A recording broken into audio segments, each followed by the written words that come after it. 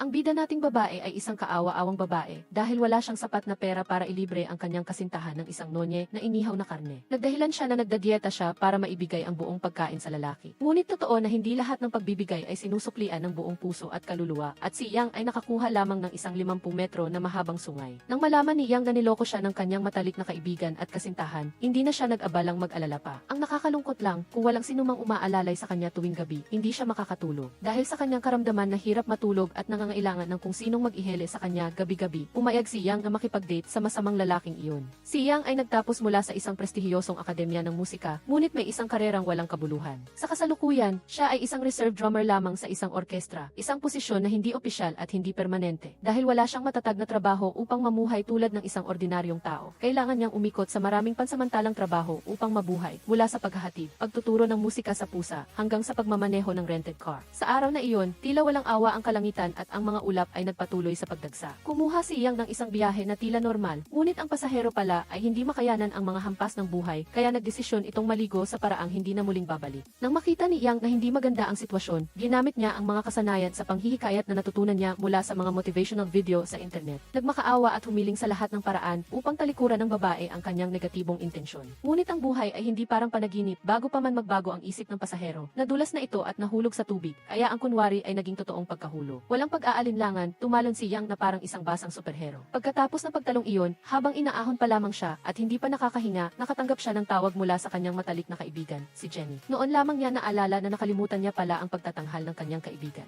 Ikinuwento niya kay Jenny ang lahat ng sunod-sunod na madilim na pangyayari at nagalit ang kaibigan niya dahil si Yang, na hindi marunong lumangoy, ay naglakas loob pa ring gumanap bilang tagapagligtas. Mabuti na lang at nailigtas silang dalawa ng rescue team sa oras, kung hindi, malamang ay nasa alaala na lang sila ng kanilang mga kasamahan. Para tulungan ang kanyang kaibigan na gumaan ang pakiramdam, iniba ni Jenny ang usapan sa mga gwapong lalaki, isang napaka-epektibong mental remedy. Dagdag pa rito, ipinagbigay alam niya na may bagong konduktor ang orkestra, isang lalaking napakagwapo na sa isang tingin pa lang ay makakatulong na siyang makatulog ng mahimbing. Maluwag pa niyang ipinadala ang larawan, sinabihan si Yang na gamitin ang mga labi nito bilang lunas sa kanyang insomnia. Sa labas, pinagalitan ni Yang ang kanyang kaibigan dahil sa pagiging masama ang bibig. Ngunit malinaw na ang puso niya ay tumutunog na ng alarma at hindi maitago ng mukha niya ang lumalabas na pananabik. Tamang-tama, biglang umulan ng malakas na tila nais ding mag-ambag ng Diyos upang gawing mas dramatiko ang pelikula ng buhay ni Yang. Dali-dali siyang pumasok sa convenience store upang bumili ng payong at pagkain. Ngunit ang mapait na katotohanan ay ang laman ng kanyang pitaka ay sapat lamang para sa pagkain. Napilitan siyang iwan ang payong na parang nagpaalam sa dating kasintahan. Isang lalaki, hindi malinaw kung isa ba siyang anghel o isang estrangherong handang tumulong, ang lumabas, hawak ang payong na kakatapos lang niyang iwan. Nang makita siyang nakatayo na parang bato sa ilalim ng ulan, ibinigay niya ang payong at tumalikod, naglakad patungo sa ulan na parang sa huling eksena ng isang Koreanong pelikula. Nagulat si Yang at tumakbo upang ibalik ito, ngunit pagkatapos lamang ng ilang hakbang ay tumalikod siya at tumakbo ng parang hinahabol ng multo dahil lang sa gulat. Pumasok siya sa isang maliit na eskinita at agad na tinamaan ng headlight ng kotse, kaya tumayo siyang parang poste ng kuryente. Isang serye ng nakakatakot na imahe ang sumilay sa kanyang isip na parang nanonood ng isang horror film. Pagkatapos ng pagbangga, sinisi siya ng lalaki dahil sa hindi pagpansin sa daan, habang siya naman, sa pagtingin pa lang sa mukha ng lalaki, ay agad na nawalan ng koneksyon sa realidad, huminga ng parang isdang na stranded, at nawalan ng malay. Pagkagising, natagpuan ni Yang ang sarili sa ospital. Ibinigay sa kanya ng kanyang ate ang kanyang paboritong peres ng drumsticks at sinabing ibinalik ito ng lalaki noong nakaraang araw.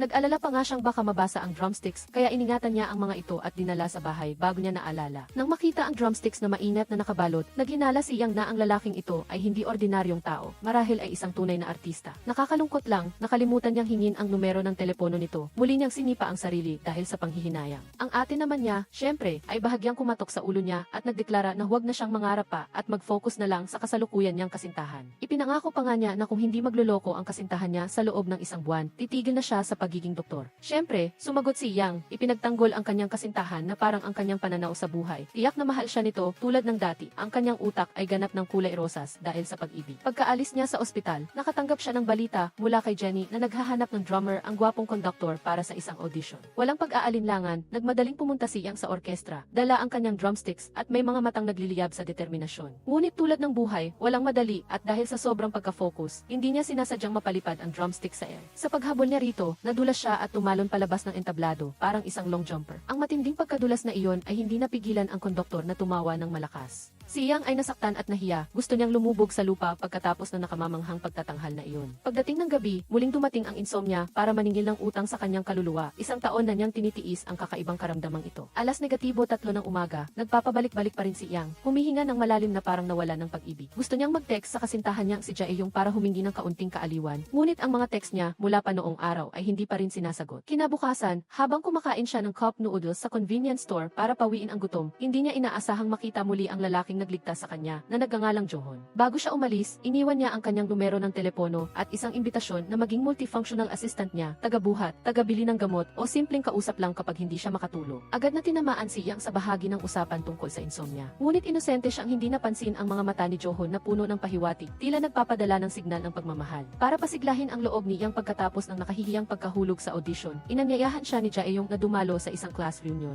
Ang party ay puno ng tawanan at inuman at nagpapangunahan ang lahat sa pagpapakita ng kanilang mga trabaho at tagumpay. Naramdaman ni Yang na siya ay parang isang extra na walang linya, kaya umamin siya na bigo siya sa 17 interview. Kasalukuyan siyang nagtatrabaho bilang rented car driver. At kahapon ay nahulog siya sa entablado na sobrang sakit na parang umagos ang chili sauce sa ilong niya. Sa kabila nito, matapang pa rin siyang nagdeklara na mayroon siyang mga pangarap at isang kasintahan na nagmamahal sa kanya, kaya nagpalakpakan ang buong klase na parang sinusuportahan ang isang beauty queen sa kanyang koronasyon. Ngunit ang kaligayahan ay hindi nagtagal. Pagpasok niya sa banyo, biglang sumabog ang class group chat. May kalakip na mensahe at larawan na nagpapakita na ang kasintahan niyang si Jaeyong ay nagtataksil kasama ang artistang si Eunju. Ang eksena kung paano siya pumasok sa hotel kasama ng iba ay malinaw na nakunan hanggang sa bawat sentimetro. Paglabas ni Yang sa banyo, agad niyang naramdaman ang nakakabiglang kapaligiran. Kinuha niya ang kanyang telepono, tumingin at muntik nang mawala ng malay dahil sa matinding pagtataksil. Nagmamadali siyang pumasok sa banyo at nagsuka ng todo, na tila gusto niyang itulak palabas ang lahat ng nakaraan. Sa daan pa uwi, dumaan si Yang sa barbecue shop kung saan sila nagkaroon ng matatamis na alaala ni Jaeyong. Naalala niya noong pumasok sila para kumain at dahil sa kakulangan sa pera, isang serving lang ang inorder nila at nagpanggap pa siyang nagdadieta para makakain ng busog ang lalaki. Noong panahong iyon, hinawakan niya ang kamay niya at sinabing sapat na ang pag-ibig para mabusog at ngayon ay busog na talaga siya, ngunit ng kapaitan. Ang pag-ibig ni Yang at Jaeyong ay inakalang magtatagal magpakailanman, ngunit hindi ang buhay ay parang panaginip dahil walang awa siyang ipinagtaksilan. Sa matinding sakit ng puso dahil sa pagkasira ng pag-ibig, hindi pinansin ni Yang ang mga nagtatakang tingin ng mga dumadaan. Tumayo siya sa harap ng barbecue shop ng iba, umiiyak at kumakanta na parang nagwawala. Nagkataong dumaan si Duhan at nakita ang eksenang romantiko at kakaiba. Walang sabi-sabi, hinila niya ito na parang nagliligtas ng nalulunod at seryosong sinabi, "Umuwi ka na agad, huwag kang mag-iskandalo, baka isipin ng mga kapitbahay na artista ka sa isang traveling stage show." Ang pakiramdam ni Yang na bumaba na ay lalong nag-init dahil sa walang awang pagpuna ni Duhon. Sa isang hindi inaasahang pagsabog ng damdamin, pinalo niya ang mukha nito na parang sinusubukan ang elasticity ng balat nito at nagtanong na may pag-aalinlangan, "Pinagtatawanan mo ba ako?" Upang patunayan na hindi siya mahina, kumapit siya sa lailayan ng pantalon ni Duhon at ayaw siyang bitawan. Parang ito ang huling tali na humihila sa huling piraso ng dangal niya at nagbigay ng isang alok na puno ng sining. Kinabukasan, nagising si Yang dahil sa malakas na tunog ng telepono na parang fire alarm. Ang tumatawag ay walang iba kundi si Eunju, ang opisyal na nobya at affair partner ni Jaehyun. Sa tagpuan, diretso si Eunju at sinabing ayaw ni Jaehyun na makipaghiwalay kay Yang.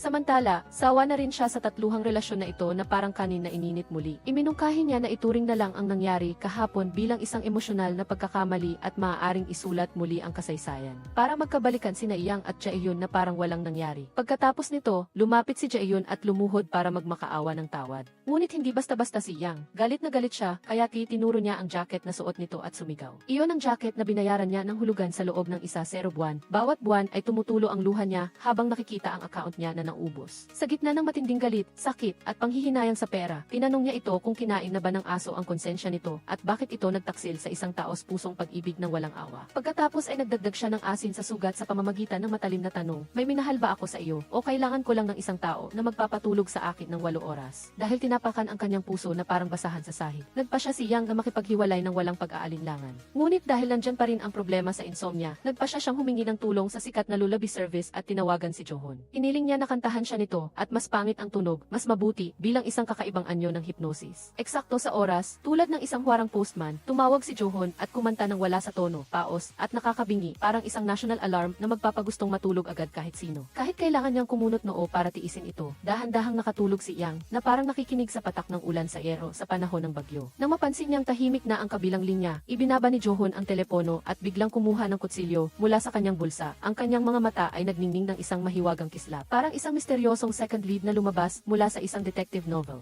Isang taon na ang nakalipas, nasaksihan niya ang eksena kung saan may isang lalaking sinaktan. Ang lalaking iyon ay may suot na singsing sa kanyang hintuturo at sa pinangyarihan, nakakuha si Joho ng isang kutsilyo. Simula noon, iningatan niya ito bilang isang mahiwagang paalala o marahil ay isang prop para sa isang dramang hindi pa alam. Kinabukasan, ayon sa tiyuhin, kailangang mag-shoot si Yang ng commercial para sa kanilang family flower shop kung saan araw-araw ay namumukadkad ang mga sariwang bulaklak, ngunit ang buhay ay tila hindi inaasahang nalalanta. Sa edad na 5, namatay ang kanyang mga magulang sa isang aksidente ng pamilya na nagdulot ng pag-iyak sa maraming tao. Simula noon, inampon siya ng kanyang tiyuhin na parang sariling anak kahit na minsan ay sumasakit ang loob niya dahil sa pabago-bago at emosyonal na ugali ng kanyang pamangkin. Lubos siyang minamahal ng kanyang tiyuhin, tiyahin at ate at tinulungan siyang unti-unting makabawi mula sa sakit ng pagkawala ng kanyang mga magulang. Nang gabing iyon, pauwi na si Yang at dumaan siya sa isang barbecue shop. Hindi niya napigilan ang sarili at huminto upang titigan ang tindahan. Nitong mga nakaraang araw, ang pinakamalaking pagnanais niya ay makakain ng donye na inihaw na karne. Ngunit nang makita niya ang maliit na halaga ng pera na natitira sa kanyang pitaka, napilitan siyang talikuran ang ideya. Nagkataong dumating si Duhon, tinukso siya na sinasabing lagi siyang nag-ikot sa harap ng tindahan.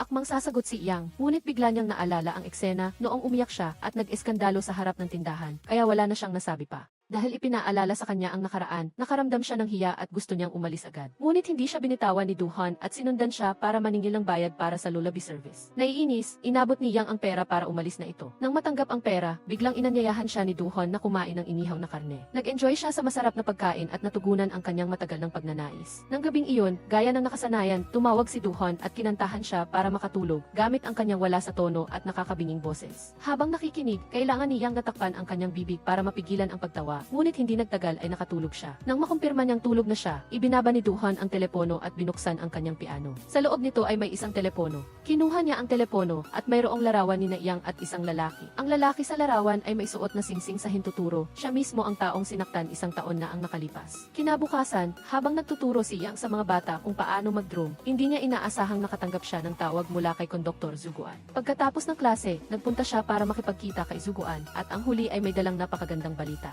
Inanyayahan siya ni Zuguan na sumali sa orkestra bilang pangalawang drummer at makilahok sa mga pag-ensayo. Nang marinig ang balita, tumalon sa tuwa si Yang. Ang pagsali sa orkestra ay ang pinakamalaking pangarap niya. Pagkatapos ng maraming taon ng pagsisikap, sa wakas ay natupad din niya ang kanyang gusto. Nagpasalamat si Zuguan kay Yang sa pagtulong sa pagpili ng regalo at binigyan pa niya ito ng isang maliit na regalo bilang pasasalamat. Pagkatapos mamili, maalalahanin si Zuguan na inihatid siya hanggang sa kanilang bahay. Bago maghiwalay, tinanong ni Yang ang dahilan kung bakit siya tinanggap sa orkestra dahil pakiramdam niya ay napakapangit ng kanyang pagtatanghal noong araw na iyon. Dahil kailangan kita, sagot niya, napakaganda ng performance mo noong araw na iyon. Kinabukasan, punong-puno ng pagkasabik si Yang habang papasok sa kanyang pinapangarap na orkestra. Gayunpaman, pagdating pa lang niya, napansin niyang kakaiba ang tingin sa kanya ng lahat. Ipinaliwanag ni Jenny na isang account na sinasabing insider ng orkestra ang nagpost ng larawan ni Yang at Zuguan habang namimili. Pinagtawanan siya ng mga netizen bilang isang paboritong bagong miyembro at bagaman alam nila na ang nagpakalat ng balita ay insider, nanatiling misteryo ang tunay na pagkakakilanlan nito. Pinayuhan ni Jenny si Yang na sa ganitong sitwasyon, kailangan niyang maging mas matatag at huwag urong. Kahit na tinutukso, kailangan niyang panatilihin ang kanyang paninindigan. Pumasok si Yang sa makeup room at masayang bumati sa lahat. Ngunit ang pangunahing drummer ay malamig lamang na sumagot. Samantala, nagsimula na ang ibang mga musikero na magpakalat ng chismis na ginamit niya ang kanyang ganda kapalit ng oportunidad. Mayroon pang ang gumaya sa tahol ng aso para tuksuhin siya na alaga siya ni Zuguan.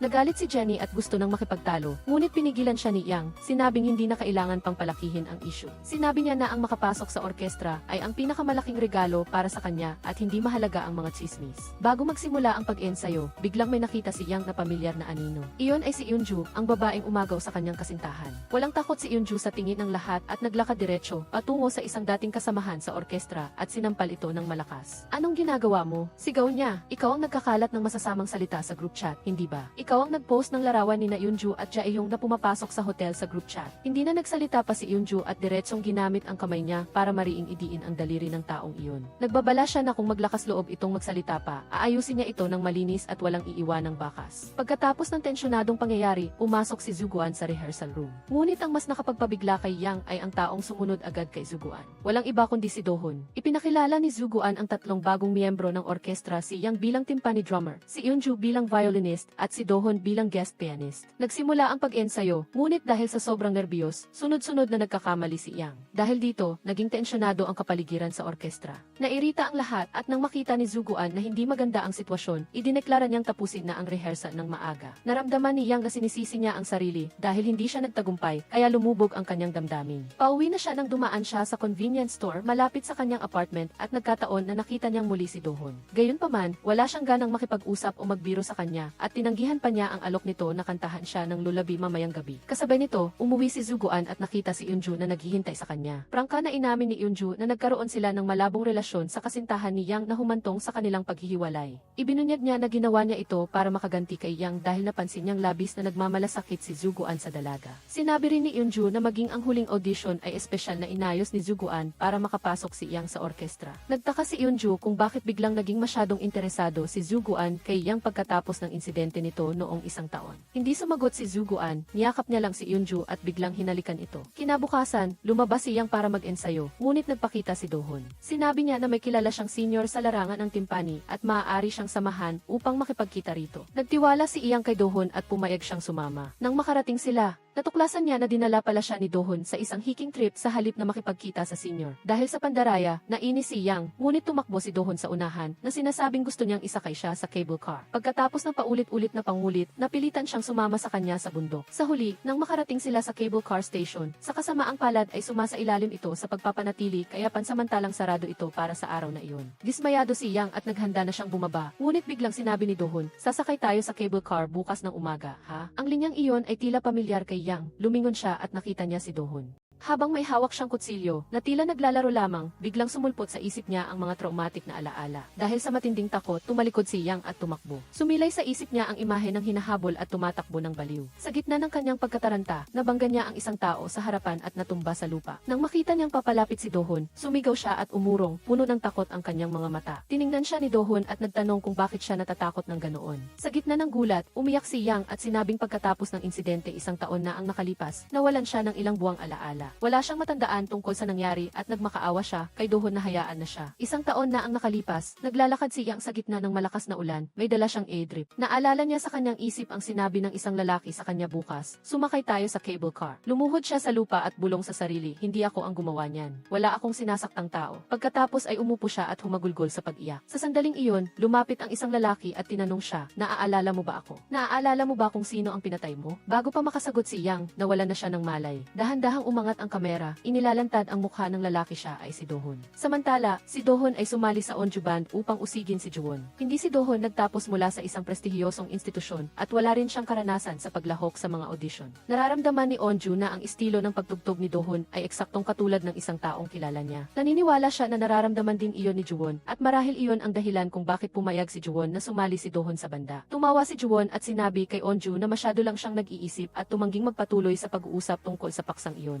Si Yang na nasa koma ay ipinabigay sa doktor na kapatid niyang babae, si Seo Yang. Pagkatapos umuwi, patuloy na pinanood ni Dohon ang panayam na video ni Seo Yang. Ibinahagi ni Seo Yang na ang dahilan kung bakit siya naging doktor ay dahil noong bata pa. Ang kanyang nakababatang kapatid na si Soo Yang ay natrauma at nagkaroon ng aphasia, isang taon na ang nakalipas dahil sa pagkamatay ng kanilang mga magulang. Nakaranas muli ng isang malaking insidente ang kanyang nakababatang kapatid. Pagkatapos mangyari ang insidente, hindi siya nakapagsalita sa loob ng halos isang buwan at nag-iwan ito ng pangmatagalang epekto. Hanggang ngayon, hindi pa rin niya matandaan kung ano ang nangyari noon at nagdurusa pa rin siya sa insomnia at bangungo. Bilang isang doktor, hindi matulungan ni Seo Yang ang kanyang kapatid, kaya nakadarama siya ng matinding sakit. Pagkalipas ng ilang sandali, nagising si Yang sa ospital at nakatanggap ng tawag mula sa banda. Nagmamadali siyang pumunta, ngunit inabisuhan siyang siya ay sinibak. Labis na nalungkot si Yang, umuwi at umiyak buong gabi. Sa kabila ng kalungkutan, kailangan niyang bawiin ang kanyang loob upang harapin ang buhay. Nagpatuloy siya sa pagtuturo sa mga bata at nakatanggap ng maraming mensahe mula sa kanyang dating nobyo na nag-aanyaya sa kanya na manood ng kanyang street dance performance. Dumating si Yang sa performance at pinanood ang kanyang dating nobyo na kumakanta at sumasayaw sa entablado na sinasabi sa sarili, batiin kita sa pagkamit ng iyong gusto. Naintindihan din niya na siya ay pinagtaksilan at biglang sumakit ang kanyang puso. Nang aalis na sana si Yang, nakatanggap siya ng mensahe mula kay Eunju na nag-imbita sa kanya na magkita sa isang bar.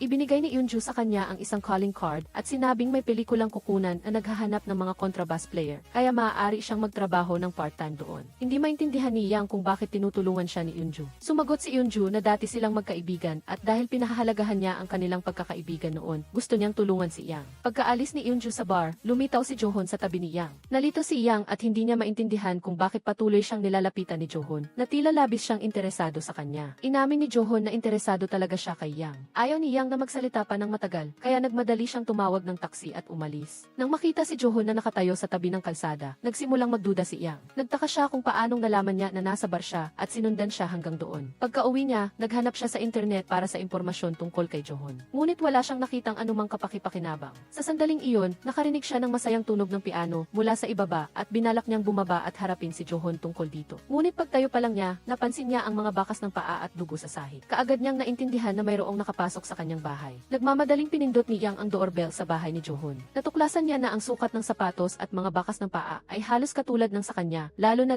may sugat sa kamay ni Johon. Ang lahat ng ebidensyang ito ay nagpapahiwatig na maaaring si Johon ang umakyat sa kanyang bahay. Naalala ni Yang ang lahat ng pagtatagpo nila ni Johon. Palagi siyang sumusulpot ng biglaan at sadya pa siyang lumipat upang manirahan sa ibaba mismo ng kanyang apartment. Tila mula pa sa simula ay may intensyon na siyang makipag-ugnayan sa kanya, kaya nagsimulang magduda si Yang at nagiging mapagbantay at maingat. Kinabukasan, dahil kailangan niya ng pera para mabuhay, nagpa siya si Yang na magpatuloy sa part-time na trabaho. Ngunit hindi siya nakontento na talikuran ang kanyang pangarap. Naglakas loob siyang makipagkita kay Juan at nagmakaawa na payagan siyang manatili sa banda. Basta papayagan siyang manatili, handa siyang gawin ang anumang trabaho. Malugod na pumayag si Juan at kinuha siya bilang assistant para tulungan siyang pamahalaan ang schedule, sumagot ng telepono at magtimpla ng kape. Naantig si Yang at lumuha. Sinimulan niya ang kanyang trabaho bilang assistant. Habang naglilinis sa opisina, biglang pumasok ang department head upang hanapin si Juan. Dahil wala si Juan, inutusan niya si Yang na tiyakin na darating si Juan na nakasuot ng suit at nasa takdang oras sa isang itinalagang lokasyon. Dinala ni Yang ang suit sa rehearsal room at natagpuan si Juan doon. Dahil malapit na ang oras na ibinigay ng department head, hinimok niya si Juan na magbago ng damit. Gayunpaman, hindi nagmadali si Juan kundi sinabihan siyang humiga sa tabi niya at tahimik na makinig. Nang imulat ni Yang ang kanyang mga mata, nakita niya si Juan na nakatingin sa kanya sa isang napakalapit na distansya na nagdulot ng pagkalito sa kanya. Dali-dali siyang umupo at pinaalalahanan si Juan na malapit na silang mahuli. Hindi sumagot si Juan, ngunit dahan-dahang lumapit na tila hahalikan siya. Sa reflex, mahigpit na pumikit si Yang, ngunit walang ginawa si Juan. Sa halip, sinabi niya, sa araw ng panayam, nakita ko ang nagniningning na puso mo. Gusto ko itong hasain ng husto. Balang araw, sasama ka sa akin sa entablado. Naantig si Yang sa mga salita ni Juan. Ngunit nagbiro si Juan, sayang naman, magandang pagkakataon sana yon para maghalikan. Hindi maintindihan ni Yang ang intensyon ni Juan at sinabi sa sarili na hindi siya dapat mag-isip ng kung ano-ano. Pagkatapos ng trabaho, nakita na naman ni Yang si Johon na palihim na nagpapakita sa harap ng kanyang pinto. Determinado siyang ibunyag ang totoong mukha ni Johon. Nagpa siya siyang manatili at manmanan siya buong gabi upang makita kung may gagawin siya. Hating gabi, nakarinig siya ng ingay ng pagbubukas ng pinto. Isang tao na nakasuot ng itim ang pumasok sa bahay. Lubos siyang natakot. Sa sandaling iyon, tumawag si Johon at sumigaw siya. Nagpanik ang nakaitim at tumakbo. Agad siyang hinabol ni Johon at sa huli ay nahuli niya ito. Nang dumating ang pulis at si Yang, nagulat siyang malaman na ang taong nahuli ay ang kanyang dating nobyo. Pagkatapos kumalma, napansin niya na may sugat sa kamay ni Johon at dumudugo.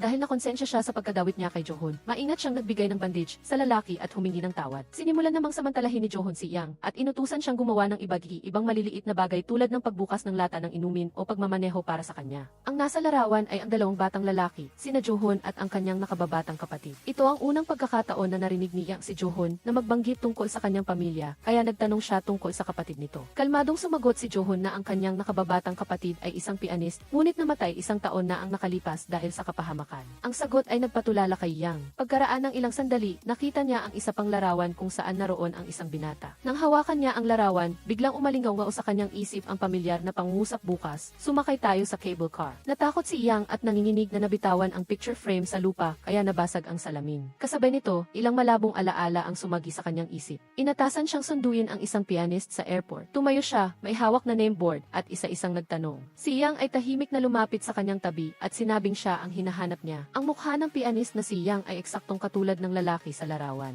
Lumingon si Yang kay Johon at tinanong ang pangalan ng kanyang kapatid. Sumagot si Johon na ang pangalan ng kanyang kapatid ay Yang. Tinanong niya si Yang kung kilala niya si Yang. Umiling si Yang at pinatunayan na ito ang unang beses niyang narinig ang pangalang iyon. Nang yumuko si Yang para kunin ang picture picture frame, hindi sinasadyang natamaan ng bubog ang kanyang paa. Maingat siyang binendahan ni Johon, bawat galaw ay napakalambing. Pagkatapos, inakay ni Johon si Yang sa labas para pagmasdan ang buwan. Sinamantala ni Yang ang pagkakataon na magtanong tungkol sa sanhi ng pagkamatay ng kapatid ni Johon. Ikinuwento ni Johon na namatay si Yang sa isang aksidente sa trapiko na dulot ng kasintahan ng kanyang kapatid. Sa banggaan, ejected ang kanyang kapatid at namatay, habang ang babae ay walang galos. Taos pusong ibinahagi ni Yang na nakaranas din siya ng aksidente sa trapiko noong isang taon. Ngunit mula noon, wala siyang matandaan sa mga nangyari noong panahong iyon. Dahil matagal silang nasa labas at nakaramdam ng pagkabagot, bumalik sila sa loob ng bahay. Nakita ni Yang ang hugis ng kamay na nakadibuho sa piano ni Johon. Ipinaliwanag ni Johon na umiiyak ang kanyang nakababatang kapatid tuwing nagsasanay ng piano noong bata pa, kaya idinibuho niya ang kanyang kamay doon upang aliwin ito. Pagkasabi nito, inilagay ni Johon ang kamay ni Yang sa eksaktong posisyon ng iginuhit na kamay na tila ginagaya ang paraan ng pag-alo niya sa kanyang kapatid noon. Ang pagdampi ng kanilang mga kamay ay nagpangyari kay Yang na mapakilos. Nagmamadali siyang tumayo, handang umalis upang takasan ang kanyang damdamin, ngunit hinarangan siya ni Johon. Tumingin siya ng diretso sa kanyang mga mata at sinabi, "Gusto kong mas makilala ka. Lahat ng mga bagay na hindi alam ng iba, gusto kong malaman." Dahil sa mga salita ni Johon, hindi mapakali ang puso ni Yang.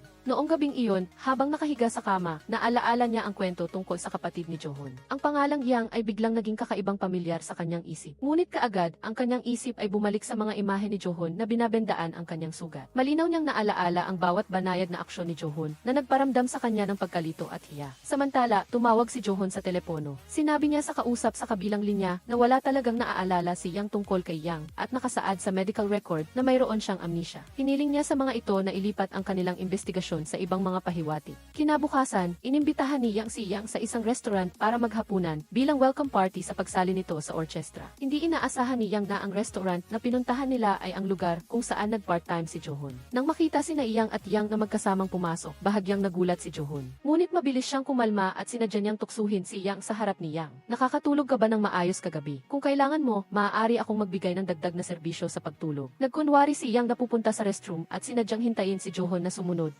Pagkapasok pa lang niya, hinawakan niya kaagad ang kwelyo ni Johon at binalaan siyang mag-ingat sa kanyang pananalita. Hindi siya natakot, bagkus ay umiti at umiwas, ngunit nagbigay ng isang mapahiwatig na pahayag. "Ang babaeng pinapahalagahan mo ay nakikipaghapunan sa ibang lalaki. Hindi ako komportable riyan." Nalito si Yang at ipinaliwanag na inanyayahan lamang siya ni Johon sa hapunan bilang pagbati at wala itong ibang ibig sabihin. Pagbalik nila sa mesa, nagtanong si Johon tungkol sa insomnia ni Yang at nagbiro, "Kailangan kong matutong patulugin ka sa hinaharap." Sa sandaling iyon, isang larawan ni na Johon at Yang na naghahapunan ay biglang lumabas online. Nakita ito ni Eunju at labis siyang nagalit kaya agad siyang tumawag kay Juan, ngunit hindi niya sinasagot ang telepono. Napansin ni Eunju ang isang sulok ng larawan. Agad siyang pumunta sa restaurant at hinarang si Johon. Habang naghahanda siyang umalis sa trabaho, matamang tinitigan ni Eunju si Johon. Iginiit niya na bago pa sumali si Johon sa orchestra, tiyak na nagkita na sila sa isang lugar. Lumapit si Eunju at akmang hahawakan ang mukha ni Johon, ngunit agad niya itong hinarangan at binalaan. "Ayaw kong masyadong inaasikaso. Mas mabuting huwag mo na akong hanapin pa sa hinaharap." Hindi sinasadyang nakita ni Yang si Johon sa kalapit na convenience store. Nagpa siya siyang magpaliwanag, "Sa tuwing kasama ko si Juan, ito ay dahil sa trabaho. Wala kaming relasyon. Huwag kang magkamali. Sa tingin mo ba gusto kita?" Ano, ang pag-aalala sa isang tao at ang pagkagusto sa isang tao ay dalawang magkaibang bagay. Gayunpaman, ang kanyang katapatan ay ginawa lamang na biro ni Johon.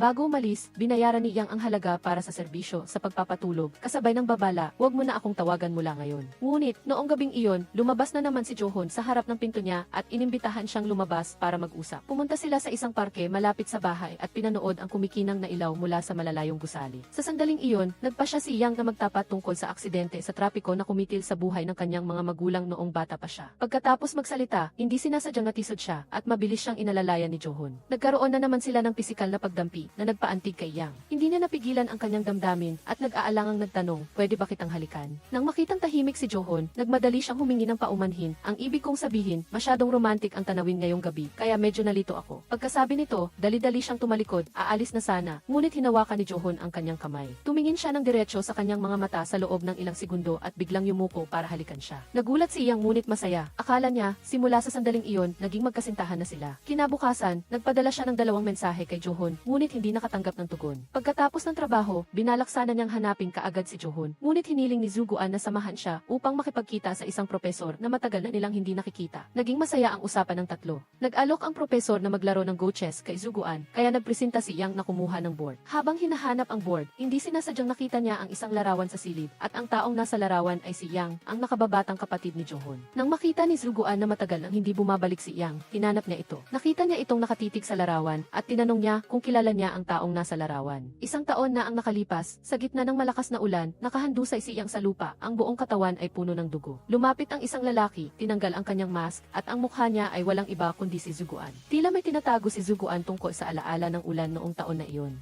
Nagsinungaling siya na si Yang ay kolege lang niya sa orchestra ng Shanghai noon. Patuloy na gumagambala ang malabong pakiramdam kay Yang. Tinanong niya si Jenny kung nabanggit na ba niya ang pangalang Yang bago siya nagkaroon ng amnesia. Sinabi ni Jenny na naging assistant siya ng isang pianist na nagngangalang Yang, ngunit hindi niya alam ang mga detalye. Noong panahong iyon, humingi ng tulong si Ate Hui kay Yang na sunduin si Yang sa airport. Ngunit ngayon, wala siyang matandaan na anumang bagay na may kaugnayan kay Yang. Gayunpaman, iba ang mas nakababahala sa kanya ngayon. Mula nang halikan siya ni Zohon, hindi na niya sinasagot ang kanyang mga mensahe. Sa orchestra, sinubukan ni Yang na makipag-usap kay Zohon, ngunit tila sadya siyang iniiwasan nito. Dahil dito, nalungkot si Yang at nagpunta siyang mag-isa sa restroom at bumulong-bulong sa sarili upang maglabas ng sama ng loob. Nang aalis na sana siya, hindi sinasadyang natuklasan niya na may isang taong nawala ng malay sa restroom. Nang itaas niya ang buhok ng tao, laking gulat niya nang makilala niya si Eunju. Dali-dali siyang dinala ni Yang sa ospital. Doon, nalaman niya na si Eunju ay may tendonitis at myositis. Sa araw-araw, umaasa si Eunju sa painkillers upang mapanatili ang trabaho. Pinayuhan ni Yang si Eunju na magpahinga muna upang gumaling. Ngunit mahigpit na hiniling ni Eunju na itago niya ang sikreto at huwag na huwag sabihin kay Juan. Pagbalik sa orchestra, kusang nakipagkita si Yang kay Zohon at diretsahan siyang sinaway dahil sa sadyang pag-iwas sa kanya. Noong nakaraan, sinunod ko lang ang aking puso kaya nag-alok akong halikan ka. Kung nahihiya ka at sumagot ka lang dahil ayaw mong malito ako, humihingi ako ng paumanhin. Pagkatapos, idinagdag ni Yang na nalaman na niya kay Jenny ang tungkol sa pagiging assistant niya kay Ian. Gusto niyang bawiin ang kanyang nawawalang alaala, kahit na ito ay malungkot na alaala dahil si Ian ay kapatid ni Zohon. Gusto niya siyang tulungan na matupad ang mga hindi natapos na hiling na may kaugnayan kay Ian. Kasabay nito, nakipagkita si Zohon sa partner niya na tumutulong sa kanyang investigasyon.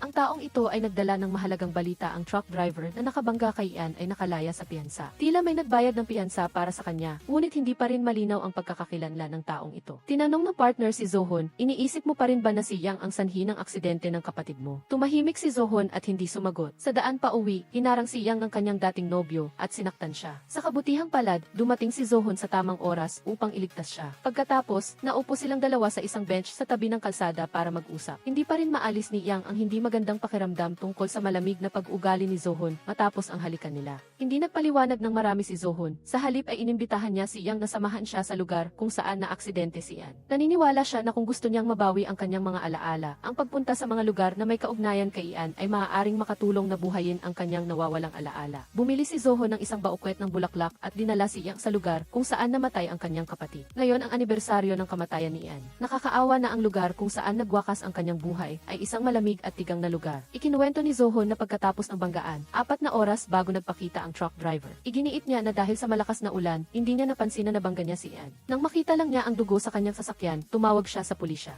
Nagulat si Yang at nagtanong, kung gayon, bakit mo sinabing sinaktan si Ian ng kanyang girlfriend? Ipinaliwanag ni Zohon na natagpuan ang girlfriend ni Ian kinabukasan sa ibang lugar, walang malay. Naguluhan si Yang, kung buhay siya, bakit hindi mo siya tinanong kung ano ang nangyari noong araw na iyon? Ang mga alaala mula sa isang taon na ang nakalipas ay bumalik sa isip ni Zohon. Noong panahong iyon, nagdala ng impormasyon ang kanyang partner na nagkaroon ng amnesia si Yang pagkatapos ng banggaan. Wala siyang statement at hindi man lang makumpirma kung talagang nasa pinangyarihan siya. Ngunit natagpuan ang bag ni Yang sa kotse ni Ian. Ibinunyag pa ng partner ni Zohon na ang buong katawan ni Ian ay malubhang nasugatan at ang kanyang atay ay nasaktan ng isang matalim na bagay. Kinumpirma ng partner na si Ian ay sinaktan at si Yang ang pinakamalaking suspect. Kaya, nagpa siya si Zohon na lapitan si Yang upang malaman ang katotohanan. Sa kanilang pag-uwi, hindi sinasadya silang dumaan sa isang lumang bodega. Biglang naramdaman ni Yang na pamilyar ang lugar. Gustong tulungan ni Zohon na may maalala siya, kaya dinala niya ito sa loob. Sa isip ni Yang, biglang sumagi ang maraming nakakatakot na alaala. May isang taong nagbukas ng pinto, may hawak na kutsilyo, at dahan-dahang lumapit sa kanya. Labis na natakot si Yang na napasigaw habang hawak ang kanyang braso. Sa sandaling iyon, ang pinto ay nakakandado mula sa labas. Nag-overlap ang alaala at ang kasalukuyan. Pinalo ni Yang ang pinto at sumigaw, humihingi ng tulong. Tumawag si Zoho ng pulisya at pagkatapos ay tinanong si Yang kung may naaalala siya. Ngunit hindi talaga makapagsalita si Yang. Gustong tulungan ni Zohon si Yang na kumalma, kaya nagsimula siyang umawit para aliwin ito. Sa kanta ni Zohon, dahan-dahang naalaala ni Yang ang bawat eksena ng pagkikilala nila. Ipinatong niya ang kanyang ulo sa balikat ni Zohon at sa wakas ay napayapa ang kanyang puso. Dumating ang pulisya at binuksan ang pinto ng bodega. Ipinapaliwanag na inakala ng tagapamahala na wala ng tao sa loob kaya hindi niya sinasadyang ikinandado ang pinto. Ito ay isang hindi inaasahang insidente. Kasabay nito, umalis si Yunju sa ospital at bumalik sa orkestra. Nalaman niyang siya ay sinibak na. Paliwanag ni Zohon na matagal nang napansin ng mga miyembro ng orkestra na may problema ang mga kamay ni Yunyu at gusto nilang mag-focus muna siya sa pagpapagaling bago ipagpatuloy ang kanyang karera. Bukod sa pagkatanggal sa orkestra, hindi rin nasiyahan si Yunyu sa hindi tiyak na pagtrato ni Zohon sa kanya. Matapos ihatid si Yunyu pa uwi, hinalikan niya ito, ngunit sinabihan lang siya ni Zohon na magpahinga ng maayos bago umalis. Bago umalis si Zohon, isiniwalat ni Yunyu ang lihim sa kanyang puso. Isang taon na ang nakalipas, noong araw ng pagtatanghal nila ni Ian, biglang nawala si Zohon at pinatay ang kanyang telepono. Hula niya na pumunta si Zohon upang makipagkita kay Ian. Nang araw na iyon, nakita niya si Yang na sumakay sa kotse ni Ian. Pagkatapos ay namatay si Ian at nawalan naman ng alaala si Yang.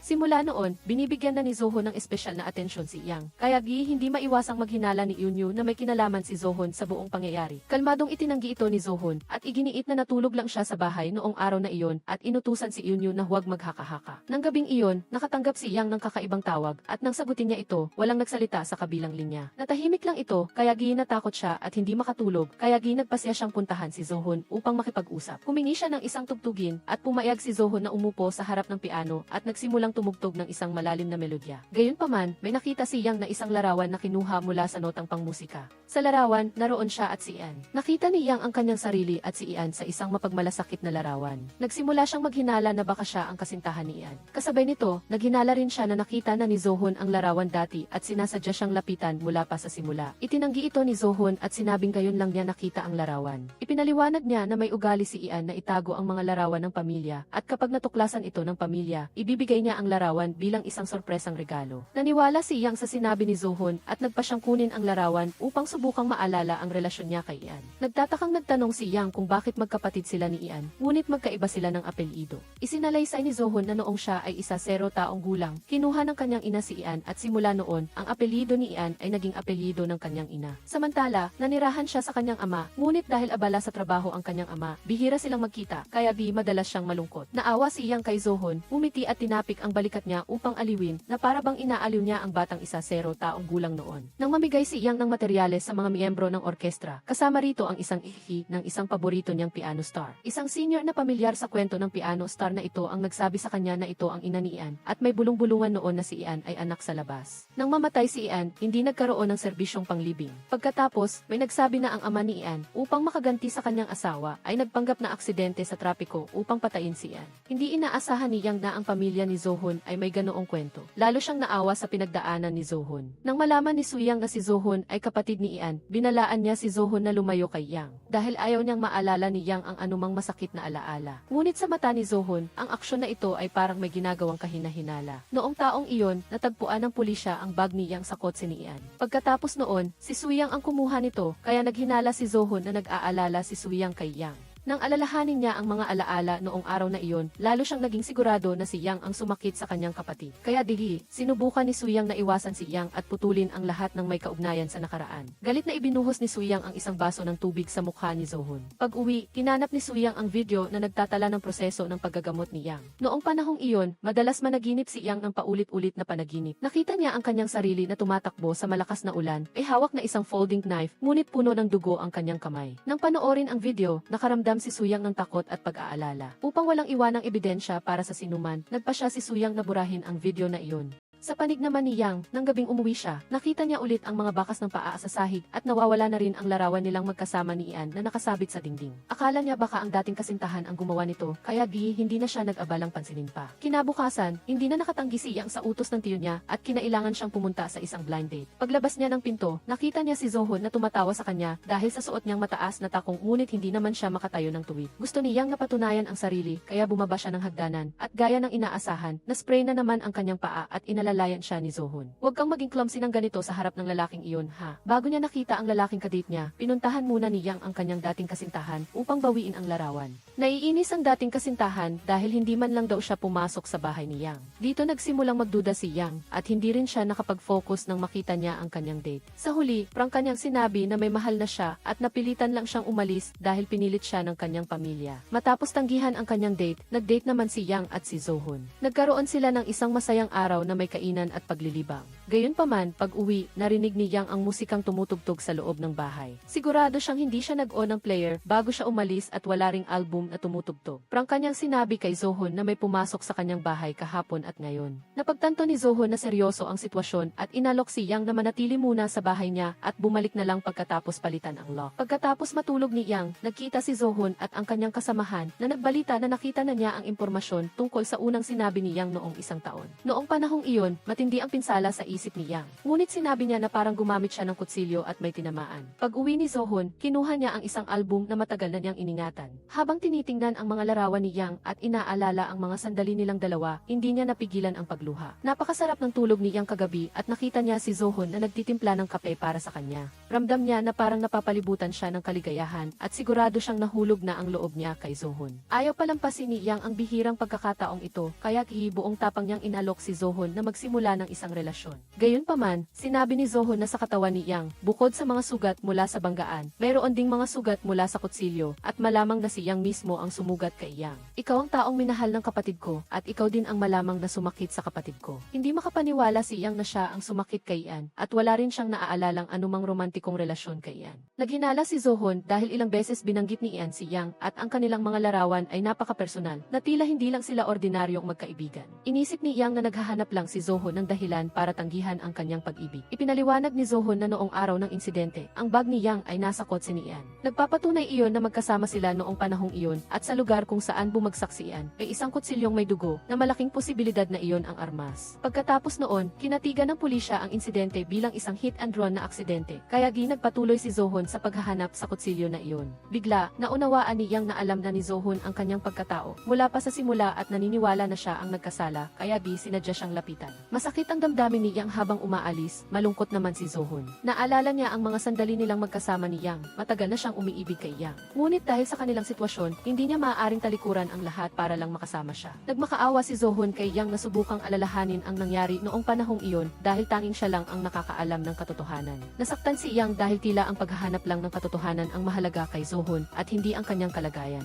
Sinermonan pa niya si Zohon na dapat sana ipinaliwanag na niya ang lahat bago pa siya umibig dito. Sa ganoong paraan, hindi na magdusa si Yang dahil sa pagkakaiba nilang dalawa. Nang makita na malungkot si Yang, sinadya ni Zuguan na ihatid siya sa probinsya upang bisitahin ang kanyang lola at mag-relax. Nang makita ni Zohon si Yang na sumakay sa kotse ni Zuguan, siya ay nagalit at nagselos. Nagpalipas ng gabi ang dalawa sa bahay ng lola. Nang gabing iyon, napanaginipan ni Yang na may humahabol sa kanya. Sa pagtakas niya, gumulong siya mula sa gilid ng burol. Alam niya na ang panaginip na ito ay maaaring isang bahagi ng alaala na nangyari. Ngunit napakaikli ng panaginip kaya hindi niya nakita ang anumang kapakipakinabang na impormasyon. Kinabukasan, inihatid ni Zuguan si Yang sa pintuan ng bahay at sa sandaling iyon, nakita siya ni Zohon. Lalo pang nagselos si Zohon nang makita si Zuguan nang umiti kay Yang. Agad niyang tinanong kung bakit hindi sinasagot ni Yang ang tawag niya at kung bakit hindi siya umuwi kagabi. Pagkatapos, pinaalalahanan niya si Yang na huwag mag-isip na tumakas kasama ang ibang lalaki bago pa man lumiwanag ang lahat. Pag-uwi ni Zuguan, inis si Yunyo dahil magdamag siyang naghintay, ngunit hindi siya umuwi kaya ibinuhos niya ang kanyang galit sa mga bagay-bagay. Maraming tao ang nakakita kina Zuguan at Yang na magkasamang lumabas. Malinaw na magkasama sila buong gabi, kaya tinanong ni Yunyo kung hanggang saan na ang relasyon nila. Binalaan niya si Zuguan tungkol sa labis na pag-aalaga kay Yang at sinabing sisirain ng ganoong kilos si Yang. Ipinaliwanag ni Zuguan na magkatrabaho lang sila ni Yang sa iisang orkestra. Ngunit dahil nakita niyang malungkot si Yang, kaya dinala niya ito para maglakad-lakad. Ngunit lalo lang nagalit si Yunyo at sinabing hindi rin siya masaya kamakailan. Ngunit sa tuwing kailangan niya si Zuguan, hindi niya ito mahanap. Ang lalaking gusto ko, kung matutulog kasama ng ibang babae sa magdamag, papatayin ko siya. Sa kabilang dako, dahil gustong mabilis na maibalik ni Yang ang kanyang alaala, humiling siyang makita ang kutsilyo na nahanap ni Zohon. Sa sandaling hinawakan niya ang kutsilyo, isang nakakatakot na imahe ang biglang lumitaw sa isip ni Yang. Nakahiga si Yang sa lupa, puno ng dugo ang buong katawan, at hawak ni Yang ang kutsilyo na iyon. Tumakbo si Yang palabas at umiyak ng humihikbi. Bagaman di ayaw niyang aminin, ipinaalala ng nakita niya kay Yang na malaki ang posibilidad na siya ang sumakit kay Ian. Ang kaso ni Ian ay itinuring na aksidente sa trapiko. Ngunit ang nagmamaneho na nagdulot ng banggaan ay lumapit kay Zuguan at sinabi na ang pagkawala ni Ian noong isang taon ay may kinalaman din sa kanya. Hindi siya lumapit kay Zuguan para humingi ng tulong, kundi para kunin ni Zuguan ang isang bagay mula kay Yang. Sinunod niya ang utos ni Profesor Kang sa orkestra at kapag nakuha lang niya ang bagay na iyon, matatapos niya ang misyon at makukuha ang bayad. Ngayong gabi, lahat ng nasa orkestra ay nagdiriwang ng kaarawan ng isang senior.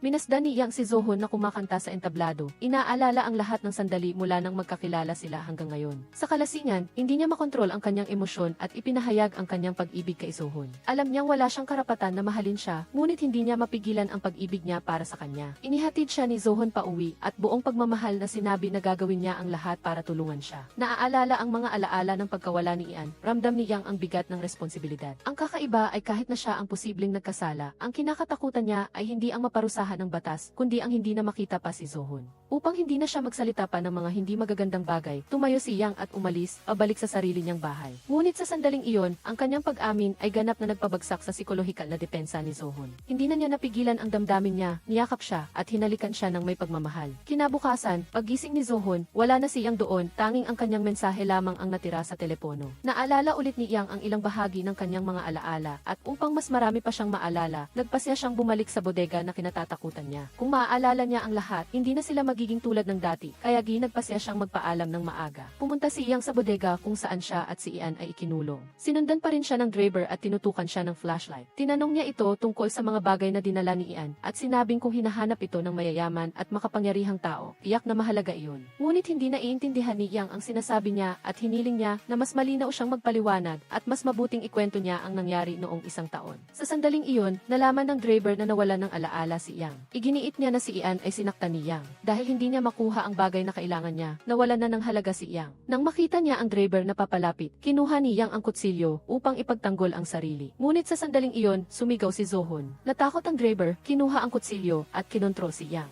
Binalaan niya si Yang na huwag gumawa ng ingay. Nang unti-unting lumapit si Zohon, nagmamadaling iniwan ng driver si Yang at tumakas. Nakita ni Zohon ang silweta ni Ian na kumikislap at nakasiguro siyang siya ang driver na nagdulot ng banggaan. Ngunit sa sandaling iyon, natataranta si Yang at hindi niya ito maaaring iwanan. Inisip ni Yang ang sinabi ng driver na siya raw ang pumatay kay Ian. Ibig sabihin, para kay Zohon, siya ang pumatay. Ang pagkakaroon ng titulong ito ay magdudulot lamang ng mas maraming sakit sa tuwing magkikita sila. Isinantabi ni Zohon ang kanyang damdamin at hiniling kay Yang na ikwento ang lahat ng nangyari sa bodega. Sinubukan ni Yang na alalahanin. Naalala niya na gustong kunin ng driver ang bagay na dinala ni Ian mula sa kanya, ngunit wala siyang alam tungkol dito. Naisip niya na dahil sa kanyang amnesia, ang lahat ng mahahalagang bagay ay itinago ni Suyang. Nagpunta si Yang sa kwarto ni Suyang at naghanap. Natagpuan niya ang isang ESB sa isang garapon ng salami na puno ng origami cranes. Nang buksan niya ito, nakita niya na naglalaman ito ng mga video ng counseling sessions na isinagawa ni Suyang noong naka-ospital siya. Sinabi niya kay Suyang na parang may nasaktan siya. Hiningi niya kay Suyang na tulungan siyang maalala ang nangyari. Isinalaysay ni Suyang na isang araw bago ang performance ng orkestra, hindi niya mahanap si Yang. Kinabukasan, nakipag-ugnayan ang pulisya kay Suyang at sinabing natagpuan nila ang telepono at bag ni Yang sa kotse na naaksidente. Pagkatapos ng paghahanap, natagpuan nila si Yang na walang malay sa ibang lugar. Pagkatapos ng 3 araw, nagising si Yang ngunit nawala ng kakayahang magsalita at nagpakita ng mga senyales ng kawalang tatag ng isip. Walang nakakaalam kung ano talaga ang nangyari noong araw na iyon. Nang nagsimula ulit magsalita si Yang, inirecord ni Suyang ang lahat ng kanilang pag-uusap sa loob ng 1 buwan. Bagamat hindi niya alam kung ano ang iniisip ni Yang habang tinitingnan ang mga talaan na ito. Ngunit iginiit ni Suyang na hindi si Yang ang pumatay. Nagkakamali lamang siya sa pag-aakala na siya ang sumakit kay Ian. Sa pagkakataong ito, nagpadala na si Zohon ng tao para mag-imbestiga at sa wakas ay nahanap ang kinaroroonan ng driver. Nang magkita ang dalawa, nakilala ng driver si Zohon na anak pala ng isang mayamang pamilya. Pinuwersa ni Zohon ang driver tungkol sa pagkamatay ni Ian at sa bagay na hinahanap nito. Sinadya ng driver na magpanggap na malabo, sinabing malapit lang ang sagot at ang nagkasala ay isang taong kilala ni Zohon. Hiniling niya kay Zohon na mag-isip ng mabuti, isipin ang mga taong may kapangyarihan. Mga taong handang isugal ang kanilang buhay para maghanap ng isang bagay at handang manakit ng tao dahil dito. Ayaw na ni Zohon ng paligwi-ligoy at inutusan niya ang driver na sabihin ang lahat. Ipinahayag ng driver na isinusugal niya ang buong buhay niya para magtrabaho para sa iba. Kung mabibigyan siya ni Zohon ng 30 bilyon, sasabihin niya ang lahat. Naghinala siyang nasa kamay ni Yang ang bagay na hinahanap niya, ngunit sa kasamaang palad, nagkaroon ng amnesia si Yang at hindi makapagbigay ng malinaw na impormasyon. Binalaan ni Zohon ang Draber na huwag galawin si Yang. Sinadya ng Draber na manukso, sinabing si Yang ang sumakit sa kanyang kapatid, ngunit mahal niya ito ngayon. Nakakainsulto raw. Hindi na nakapagtimpi si Zohon, itinumba niya ang Draber at tinapos ang pagkikita. Pagkatapos noon, tinawagan agad ni Zohon si Yang upang magkita. Ngunit pagkababa niya ng telepono, isang misteryosong tao na nakasuot ng helmet ang lumabas mula sa likuran at pinatumba si Zohon. Matagal naghintay si Yang sa convenience store, ngunit hindi dumating si Zohon.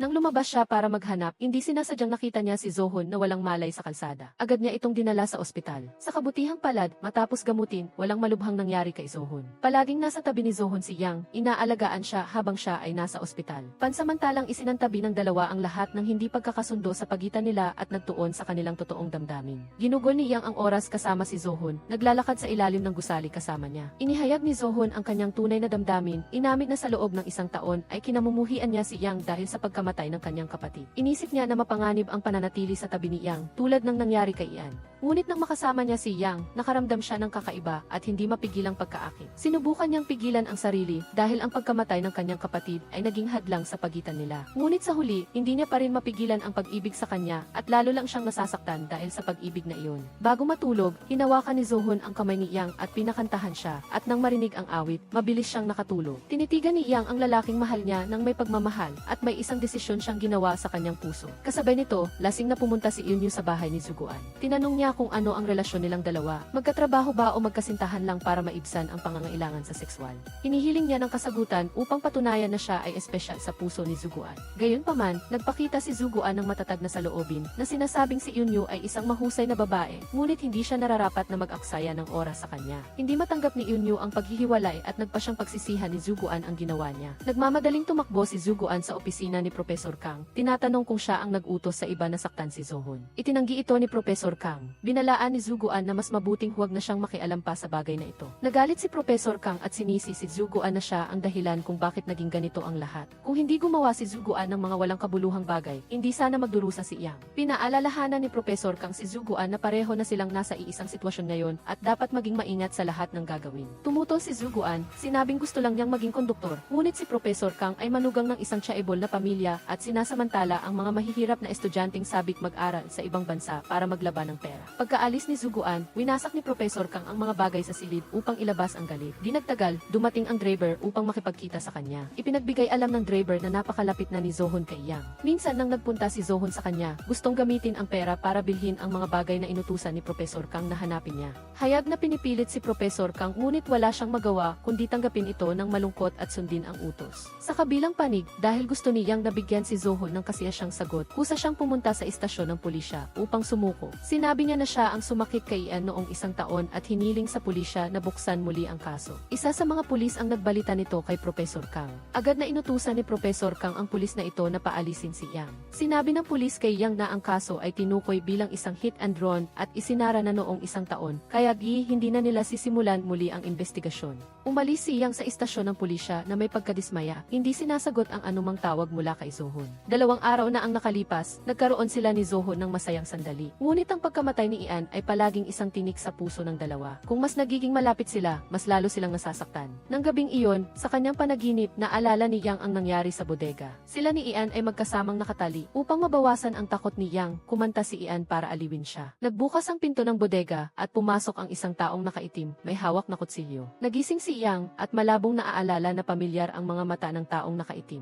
Hindi matawagan ni Zohon si Yang at nag-alala na may nangyari sa kanya. Hindi inaasahang tumawag si Eunju kay Zohon at sinabing mayroon siyang ilang bagay na may kaugnayan kay Yang na kailangang pag-usapan. Nang magkita sila, sinabi ni Eunju na may alam siya tungkol sa pag-alis ni Yang. Ngunit sa kondisyon na pumayag si Zohon na tanggalin si Yang. Isinalaysay ni Eunju na isang taon na ang nakalipas nang pumunta ang buong banda sa bahay ni Professor Kang upang magdiwang. Puno na ang kanilang sasakyan, kaya lumabas si Eunju upang tumawag ng taxi at nagkataong nakita rin niya si Yang na sumasakay ng taxi. Huminto si Yang upang pasakayin si Yang at umalis at may isa pang sasakyan na sumusunod sa kanila at iyon ay kay Yang. dinala ni Zohon ang kutsilyo na sinasabing sandata sa kaso ni Yang at pumunta kay Yang. Tinanong niya kung bakit niya sinundan ang sasakyan ng kanyang kapatid noong araw ng insidente at kung siya ba ang sumira kay Yang. Ang dahilan ba ng pagiging malapit niya kay Yang matapos niyang mawala ng memorya ay dahil sa takot na bumalik ang alaala nito at ibunyag ang katotohanan. Sumagot si Zohon na wala siyang motibo para saktan si Yang. At ang paglapit niya kay Yang ay dahil nagkaroon siya ng damdamin para rito. Pagkatapos paalisin si Zohon, agad siyang pumunta upang tanungin si Eunju kung bakit niya sinabi kay Zohon na sinusundan niya si Yang.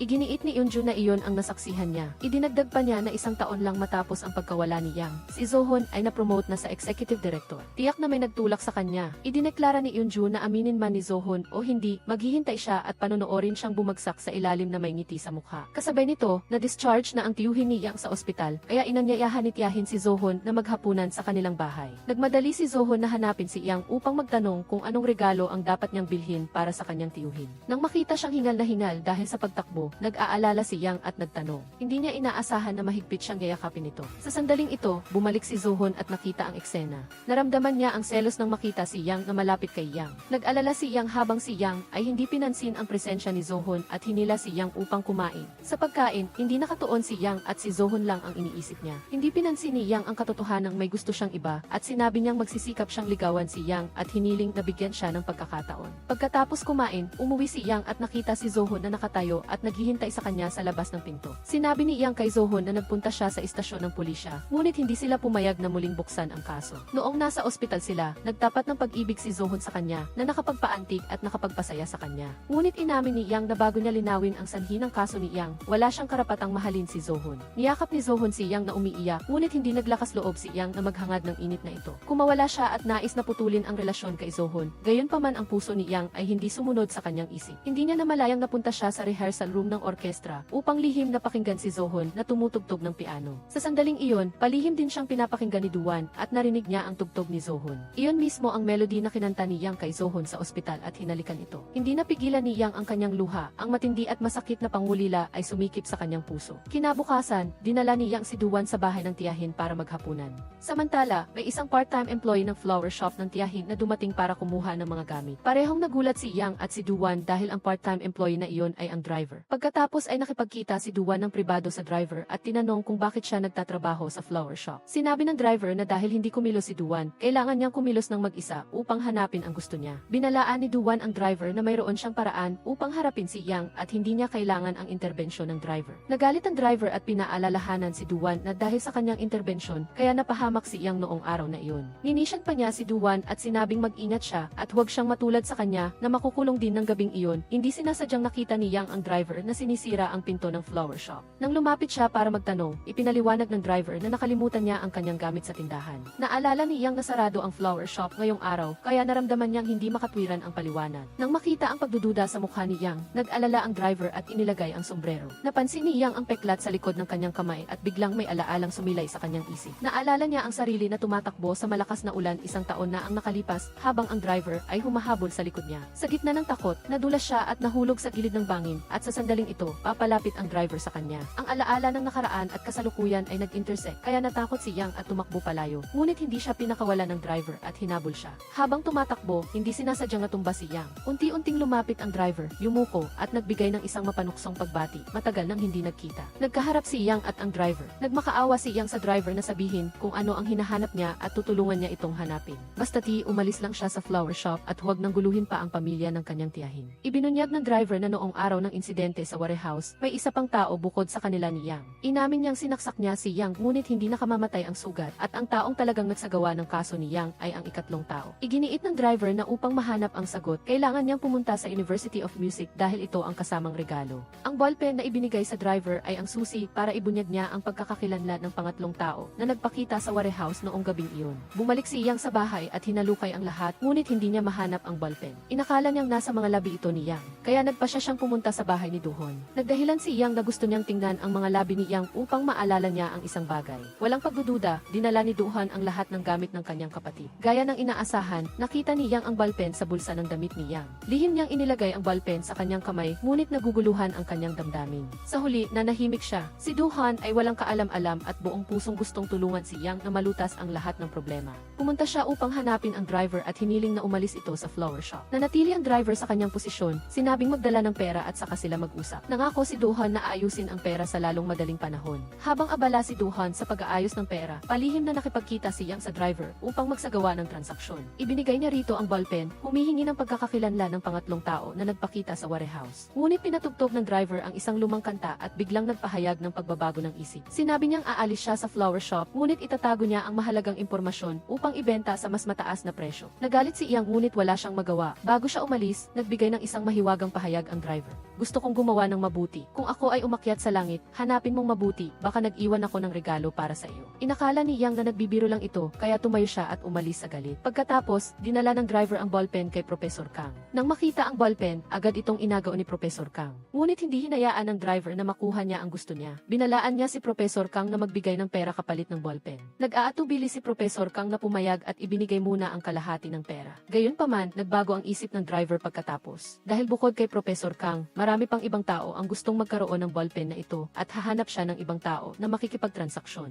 Muli na namang hinanap ni Duhon ang driver at taimtim siyang pinakiusapan na linawin ang nangyari noong namatay si Yang. Sa huli, ibinunyag ng driver ang isang mahalagang impormasyon ang nagpabagsak kay Yang ay hindi si Yang. Kahit na sinaktan ni Yang ng saksak, ang totoong salarin ay iba. Sinabi rin niya na kung gusto niyang malaman kung sino ang taong iyon, gamitin niya ang pera upang makipagpalit sa impormasyon. Sa araw ng pagtatanghal, hinanap ng driver si Zuguan at sinabing tinulungan siya ni Yang na mahanap ang ballpen. Sinabi rin niya kay Yang na may pangatlong tao na nagpakita sa warehouse. Sa mga ebidensyang hawak ng driver ang kalamangan. Nagtanim siya ng galit kina Professor Kang at Zuguan. Pinaratangan siya ng dalawang tao bilang mamamatay tao, ngunit palaging umiiwas at ayaw bayaran ang perang karapat-dapat niyang makuha. Ayon sa driver, si Professor Kang ay isang hamak na tao at si Zuguan ay hindi karapat-dapat maging konduktor. Sumumpa siyang aalisin silang dalawa. Bago umalis, isinaksak ng driver ang isang litrato sa kamay ni Zuguan. Sinabi niya sa kabilang panig na masiyahan ka sa huling pagtatanghal na ito. Wala ka ng pagkakataon simula ngayon. Lihim na sinundan ni Zohon ang driver at si Zuguan, ngunit hindi niya narinig ang nilalaman ng kanilang pag-uusap. Nagtapos ang pagtatanghal sa isang kahangahangang paraan. Binati ni Yang si Zohon sa kanyang unang opisyal na pagtatanghal sa entablado at sa pagkakaroon ng isang mahusay na pagganap. Pagkatapos ng pagtatanghal, dumalo ang lahat sa selebrasyon, ngunit si Zuguan ay pinagpapawisan ng malamig at nakaupo sa sahig. Hiniling niya kay Yang na alagaan ang kanyang lola at umalis kasama ang tulong ng pinuno ng departamento upang magpatingin sa doktor. Lihim na umalis si Zohon sa selebrasyon at tinawag si Yang sa walang taong rehearsal room. Doon, inamin niya na nakita niya muli ang driver. Iginiit ng driver na ang nagpalipat kaluluwa kay Yang ay hindi si Yang kundi iba. Labis ang pagsisisi ni Zohon dahil dati ay kinamuhian niya at pinagdududahan si Yang.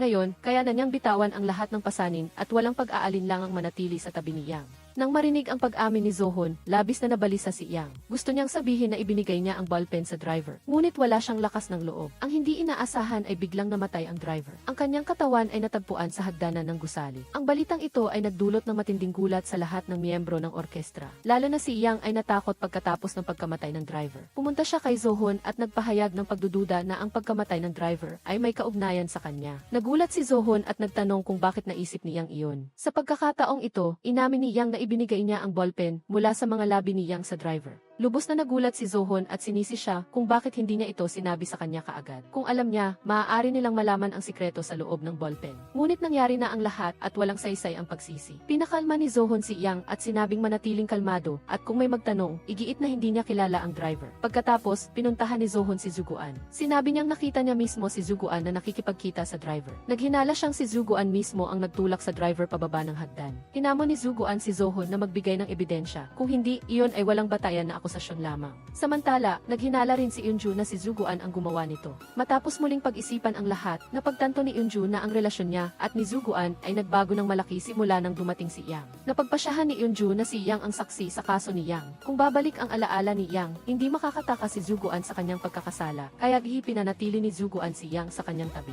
Gayunpaman, muling iginiit ni Zuguan na hindi niya pinatay ang tao at totoo ang kanyang damdamin para kay Yang. Lihim na sinimula ni Zohon na subaybayan si Zuguan at nakita siyang makipagkita kay Professor Kang. Sa kanilang pag-uusap, pareho silang nagduda sa isa't-iisa bilang ang taong nagtapos sa buhay ng driver. Inakusahan ni Zuguan si Professor Kang na may dalawang buhay sa kanyang kamay at siya ang may gawa sa pagkamatay ni Yang at ng driver. Gayunpaman, tumuto si Professor Kang at hiniling kay Zuguan na magbigay ng ebidensya. Naghinuha si Zuguan na ang ebidensya ng kaso ni Yang ay hawak ng driver, kaya inalis ni Professor Kang ang driver upang patahimikin ito. Nang hindi umamin si Professor Kang sa pagkakasala, nagtanong pa si Zuguan ng isa pa. Bakit, sa dami ng estudyante noong taong iyon, si Professor Kang ang pinili niyang ipadala sa ibang bansa? Sumagot si Professor Kang na dahil si Zuguan ay katulad niya noong bata pa siya. Lihim na ni-record ni Zuguan ang pag-uusap nila ni Professor Kang. Pagkatapos, hinarap niya ang profesor at tinanong kung si Professor Kang o si Zuguan ang gumawa nito kay Yang. Gayunpaman, mariing ipinagtanggol pa rin ng profesor ang sarili at hiniling kay Zuguan na magbigay ng konkretong ebidensya. Nagbabala si Zuguan na mayroon siyang recording ng pag-uusap na ito at tiyak na magiging kapakipakinabang itong ebidensya. Habang nakatingin sa papalabas na likod ni Zuguan, si Professor Kang ay puno ng pagkamuhi. Dahil hindi nakakuha ng malinaw na sagot, hinikayat ni Duhan si Yang na alalahanin ang mga detalye ng huling pagkikita nila ng driver. Biglang naalala ni Yang na hiniling ng driver sa may-ari ng tindahan na patugtugin ang isang lumang kanta at sinabing nag-iwan siya ng regalo para sa kanya.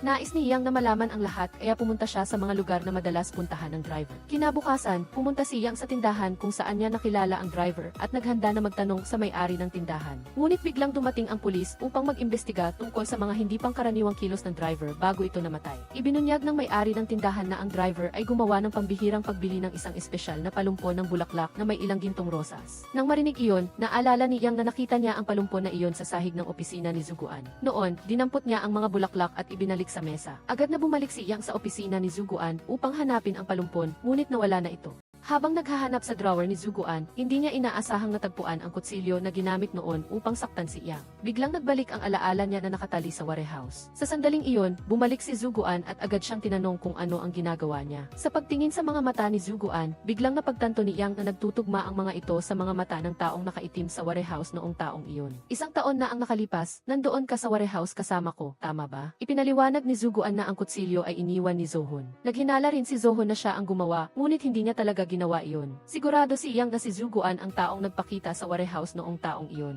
Gayunpaman, napagtanto niya na ang mga salita na walang ebidensya ay hindi makakumbinsi kahit sino. Labis na nalungkot si Yang. Si Zuguan ang taong pinakagusto niya sa kanyang karera. Ngayon, ang konduktor na hinahangaan niya ay ganap ng nagbago. Ikinuwento niya kay Zohon ang mga bahagi ng alaala na naalala niya ang taong nakaitim na nagpakita sa warehouse ay si Zuguan. Kahit na nakasuot ng maskara ang taong iyon, nakilala niya ang mga mata. Sinabi rin ni Zohon kay Yang na si Professor Kang at si Zuguan ay magkasabwat. Kailangan niyang mag-ingat kay Professor Kang sa hinaharap. Matapos magbahagi ng impormasyon sa isa't isa, inamin ni Zohon kay Yang na ang Zohon ay hindi niya tunay na pangalan, kundi iyon ang tunay na pangalan ni Yang. Ang tunay niyang pangalan ay Zohon. Naramdaman ni Yang na pamilyar ang pangalang ito. Naalala niya noong tinanong siya ni Eunju tungkol kay Zohon. Binanggit ni Eunju na si Zohon ay isang assistant teacher sa paaralan. Ngunit hindi talaga naaalala ni Yang. Di nagtagal, dumating ang pulis upang imbestigahan ang relasyon ni Zuguan at ng driver. Nagpanggap si Zuguan na tagahangan niya ang driver at napakakumbinsi niyang sumagot. Pagkaalis ng pulis, muling pinuntahan ni Zohon si Zuguan. Sinabi ni Zuguan na si Yang ay kanyang junior at kaibigan. Ngunit dahil sa ilang mahalagang dahilan, ginawa ni Zuguan ang pagtataksil sa kaibigan. Pinuna ni Zuguan si Zohon na nagmula sa isang mayamang pamilya at hindi niya maiintindihan ang kanyang paghihirap. Naghirap siya ng husto upang makamit ang tagumpay niya ngayon. Nag-isip pa siya na ibenta ang bahagi ng kanyang katawan dahil sa mataas na matrikula. Lahat ng pagsisikap niya ay para lamang makatayo sa podyum ng konduktor. Ngayon na natupad na ang pangarap niya, ang kaya niyang gawin ay panatilihin ang mayroon siya. Tinukoy ni Zohon na hindi karapat-dapat si Zuguan na maging konduktor at walang karapatan na igalang ng iba. Sa kasalukuyang sitwasyon, si Zuguan ay hindi man ang gumawa ng masama, kundi kasabwat. Ang pahayag na ito ay nakapag-udyok kay Zuguan. Nang bumalik siya sa opisina, siya ay hingal na hingal at naalala ang huling pagkikita nila ng driver. Pagkaalis ng driver, hinabol niya ito at pumayag na bayaran ang bagay na hawak ng driver. Dahil ang presensya ng driver ay parang insekto na nagpaparamdam sa kanya ng pagkasuklam. Nagalit ang driver at sinabi na gumagawa sila ng masasamang bagay, ngunit hindi nila kailanman inaamin na masama sila. Nagkaroon sila ng pagtatalo at sa kawalan ng kontrol, itinulak ni Zuguan ang driver pababa ng hagdan. Bumalik sa kasalukuyan kasalukuyan, pumunta si Duhan sa tirahan ng driver upang maghanap ng mga pahiwati. Nakita niya ang isang resibo ng pagpapadala para sa isang mahalagang bagay. Hawak ang resibo, pumunta siya sa kaukulang lugar at sinabihan na ang bag na iniwan ng driver sa locker ay kinuha na. Nang suriin ni Duhan ang key, nakita niya na si Zuguan ang kumuha ng bag. Pumunta si Zuguan kay Professor Kang at ipinaliwanag na nahanap niya ang ballpen. Maaari niyang ibigay ang ballpen, ngunit may isang kondisyon, dapat tiyakin ni Professor Kang na mananatili siya sa orkestra. Sinabi na sana ni Duhan kay Yang ang tungkol kay Zuguan na kumuha ng bag, ngunit hindi niya inaasahan na naghihintay na ang pulis sa pintuan at inakusahan siyang suspect sa pagkamatay ng driver. Pagkatapos ay inaresto nila siya. Lumabas na may nagsumbong na nagkaroon ng pagtatalo si Duhan at ang driver. Sinuri ng pulisya ang kamera at natuklasan ang video ni Duhan na nakikipag-ugnayan sa driver. Naghinala na siya ang nagpatay sa driver upang ipaghiganti ang kanyang kapatid. Nag-aalala si Yang na ang pagkamatay ng driver ay may kaugnayan kay Zuguan. Pinayuhan niya si Zuguan na sumuko at huwag hayaang maging scapegoat ang inosenteng si Duhan. Malamig na sumagot si Zuguan, madaling sabihin. Kung gusto mong umamin ako, kailangan mong magkaroon ng ebidensya. Bagamat pinaghihinalaang pumatay si Duhan, pinakawalan siya dahil sa kakulangan ng ebidensya. Sa wakas, nakahinga ng maluwag si Yang. Dinala ni Duhan si Yang upang makita ang profesor ng music school na si Xin Yang. Sinisi ng propesor ang sarili dahil nagdulot siya ng aksidente sa sasakyan kina Yang at Yang. Siya ang naglagay kay Yang bilang assistant ni Yang. Hindi niya inaasahan na maraming nangyari pagkatapos nito. Naalala ng propesor na nagbahagi sa kanya si Yang ng kanyang mga pag-aalala. Gusto ni Yang si Yang, ngunit nakalulungkot, may mahal ng iba si Yang na nagdulot ng labis na pagdurusa kay Yang. Pagkatapos makita ang propesor, umuwi si Yang para kumain kasama ang kanyang tiyo at tiya. Bigla niyang naalala ang isang mahalagang punto, maghahanda ako ng isang maliit na bag at itatago ito sa paborito kong lugar. Ngunit tandaan, hanapin mo ito kapag patay na ako, ha? Nagpa siya si Yang na bumalik sa tindahan kung saan niya nakilala ang driver noon at tinanong ang may-ari ng tindahan kung may ipinadala ba ang driver doon. Naghintay ang may-ari ng tindahan hanggang sa bumalik si Yang at sinabihan siyang maghintay sandali. Gayunpaman, sa sandaling ito, nakita ni Yang si Professor Kang na dumating doon. Upang maiwasang makita ni Professor Kang, nagpanggap si Yang na may emergency sa bahay at babalik na lang sa susunod. Pagkatapos, mabilis siyang sinundan ni Professor Kang at nagpumilit na ihatid si Yang pauwi. Habang naglalakbay, hindi tumigil si Professor Kang sa pag-uusisa kay Yang kung may alam siya tungkol sa kaso. Binalaan din niya ito na huwag magsalita ng walang kabuluhan. Kung talagang sangkot si Yang sa kaso, ganap na masisira ang kanyang kinabukasan. Mabuti na lang at dumating si Duhan sa tamang oras at tinulungan si Yang na makalaya. Pinuna ni Duhan si Professor Kang dahil sa pagpindot sa pulisya na humantong sa kanyang pag-aresto. Nalaman niyang si Duhan ang kumuha ng bag ng driver mula sa locker at naglalaman ito ng ebidensya na may kaugnayan kay Professor Kang. Binalaan ni Duhan si Professor Kang na huwag nang manakot ng ibang tao dahil isusumbong na niya ito sa istasyon ng pulisya sa lalong madaling panahon. Pagkaalis ni Professor Kang, naaalala ni Duhan si Eunjo na tumutulong sa kanya. Sinabi niya ang tungkol kay Duwan na kumuha ng bag ng driver. At nang si Yang at si Yang ay ikinulong sa warehouse, si Duwan ay pumasok na may dalang kutsilyo. Inakala ni Duhan na ang ballpen sa loob ng bag ang mahalagang ebidensya. Inaasahan niyang tutulungan siya ni Eunjo na hanapin ang panulat dahil gusto ni Eunjo si Duwan. Paanong makikita niya lang si Duwan na lalong lumalayo sa tamang daan? May damdamin pa rin si Eunjo para kay Duwan at hindi kailanman nagkunwari ang damdamin niya. Nang bumisita siya kay Duwan, nagpahayag siya ng pag-aalala tungkol sa malabong relasyon sa pagitan niya at ni Professor Kang. Naalala ni Eunjo na dating tinulungan ni Professor Kang si Duwan noong kolehiyo. Nagduda siya na ang relasyon na iyon ang dahilan kung bakit nagtatrabaho si Duwan para kay Professor Kang. Kung totoo ngang sinaktan ni Duwan ang driver, pinayuhan siya ni Eunjo na sumuko. Ngunit tumanggi si Duwan at sinabi kay Eunjo na huwag makialam sa kanyang buhay. Kasabay nito, nagkaroon sina Duhan at Yang ng masayang date. Nagluto sila ng magkasama at nagkwentuhan tungkol sa kakaibang mga pangyayari sa buhay. Nagkaklase sina Yang at Eunjo noong pumasok si Duhan bilang isang teaching assistant. Hindi inakala ni Yang na nakita na niya ito ng maraming beses sa nakaraan nang hindi niya napapansin. Kasabay nito, tinitingnan ni Yang ang diary ni Yang mula sa kanyang kolehiyo. May larawan ni Duhan sa loob at nakasulat ang kanyang tunay na pangalan sa larawan. Upang maprotektahan ang kanyang posisyon bilang komandante, naghanap si Duwan ng dahilan upang hilingin kay Duhan na umalis sa organizing team. Daladala ni Duhan ang isang peking ulat ng kita at gastos kasama ang mga detalye ng mga gastusing may katiwalian. Pinilit ang hepe ng departamento na paalisin si Duwan sa kanyang trabaho. Paglabas niya sa opisina, napansin ni Duhan na mukhang balisa ang asistan. Sa araw ng pagtatanghal, hinanap ng asistan si Duwan sa lahat ng dako. Nagduda si Duhan na may alam na sikreto ang asistan tungkol kay Duwan kaya tinanong niya kung ano ang nakita niya noong noong araw na iyon. Nagbabala pa siya na kung magtatago ng impormasyon ang assistant ay magkakasala siya ng pagtatago. Balisa, ikinuwento ng assistant na bago ang pagtatanghal. Hinanap niya si Duan sa lahat ng dako at sa huli ay nakita niya ang anino ng isang tao sa bintana. Sa puntong ito, tila may naisip na nakakatakot ang assistant at nagmamadaling tumakbo palayo. Pagkatapos, ipinakita ni Duhan ang video ng pagkikita ni Duan at Professor Kang sa pulis. Sa video, ang kanilang pag-uusap ay maraming beses na nagbanggit ng driver at agad na ipinatawag ng pulis si Duan para sa interogasyon. Ikinuwento ni Duan na pinaghihinalaan siya ni Professor Kang bilang siyang nagpalaya sa driver at nagtalo sila. Ngunit iginiit niya na hindi siya ang nakasakit dahil walang sapat na ebidensya, kaya pinalaya si Duan. Pumunta si Duan kay Professor Kang at ipinaalam na ang video ni Duhan ay nasa pulis na at ipinatawag siya ng pulis. Naniniwala si Duan na hindi magtatagal at interogahin si Professor Kang. Galit, agad na tinanggi ni Professor Kang ang anumang koneksyon sa kaso ng driver at iginiit na wala siyang kinalaman. Nagbanta si Duan na kung patuloy si Professor Kang sa pagbabato ng akusasyon, ibubunyag niya na si Professor Kang mismo ang pumatay kay Ian 1 taon na ang nakalipas. Napilitang sumuko si Professor Kang at nagmakaawa kay Duan na kalimutan na ito. Pagkatapos, binanggit niya ang kanyang posisyon at ang lola na komandante upang kumbinsihin si Duan na panatilihing lihim ang bagay na ito. Nagpaalala si Duan na nagsimulang maalala ni Ian ang lahat sa bodega at isang araw ay mababawi niya ang lahat ng kanyang alaala. Napagtanto ni Professor Kang ang seryosong sitwasyon at nagmadaling hanapin si Ian. Sa oras na ito, dumating si Ian sa coffee shop at nakuha ang isang music disc na iniwan ng driver para sa kanya. Nang handa na siyang umalis, tinawag siya ni Professor Kang at natakot si Ian at tumakbo palayo. Ngunit patuloy pa rin na humabol si Professor Kang, kaya sinubukan niyang magtago sa isang sulok at tumawag kay Duhan para humingi ng tulong. Ilang salita lang ang nasabi niya nang biglang lumitaw muli si Professor Kang. Napagtanto ni Duhan na nasa panganib si Ian kaya nagmamadali siyang hanapin ito. Kasabay nito, nakita ni Ian ang isang sasakyan na mabilis na paparating patungo sa isang estudyanteng babae. Sa gitna ng kagipitan, sumugod siya at itinulak ang babae palabas ng daan, ngunit hindi niya nailigtas ang sarili. Nang papalapit na ang sasakyan, biglang naalala ni Ian ang isang kumpletong alaala. Naalala niya na minsan silang nagmaneho ni Ian patungo sa bahay ng propesor. Sa daan, nakita nila na may sasakyan na sumusunod. Patuloy na umiwas si Ian at inakalang nakatakas na sila.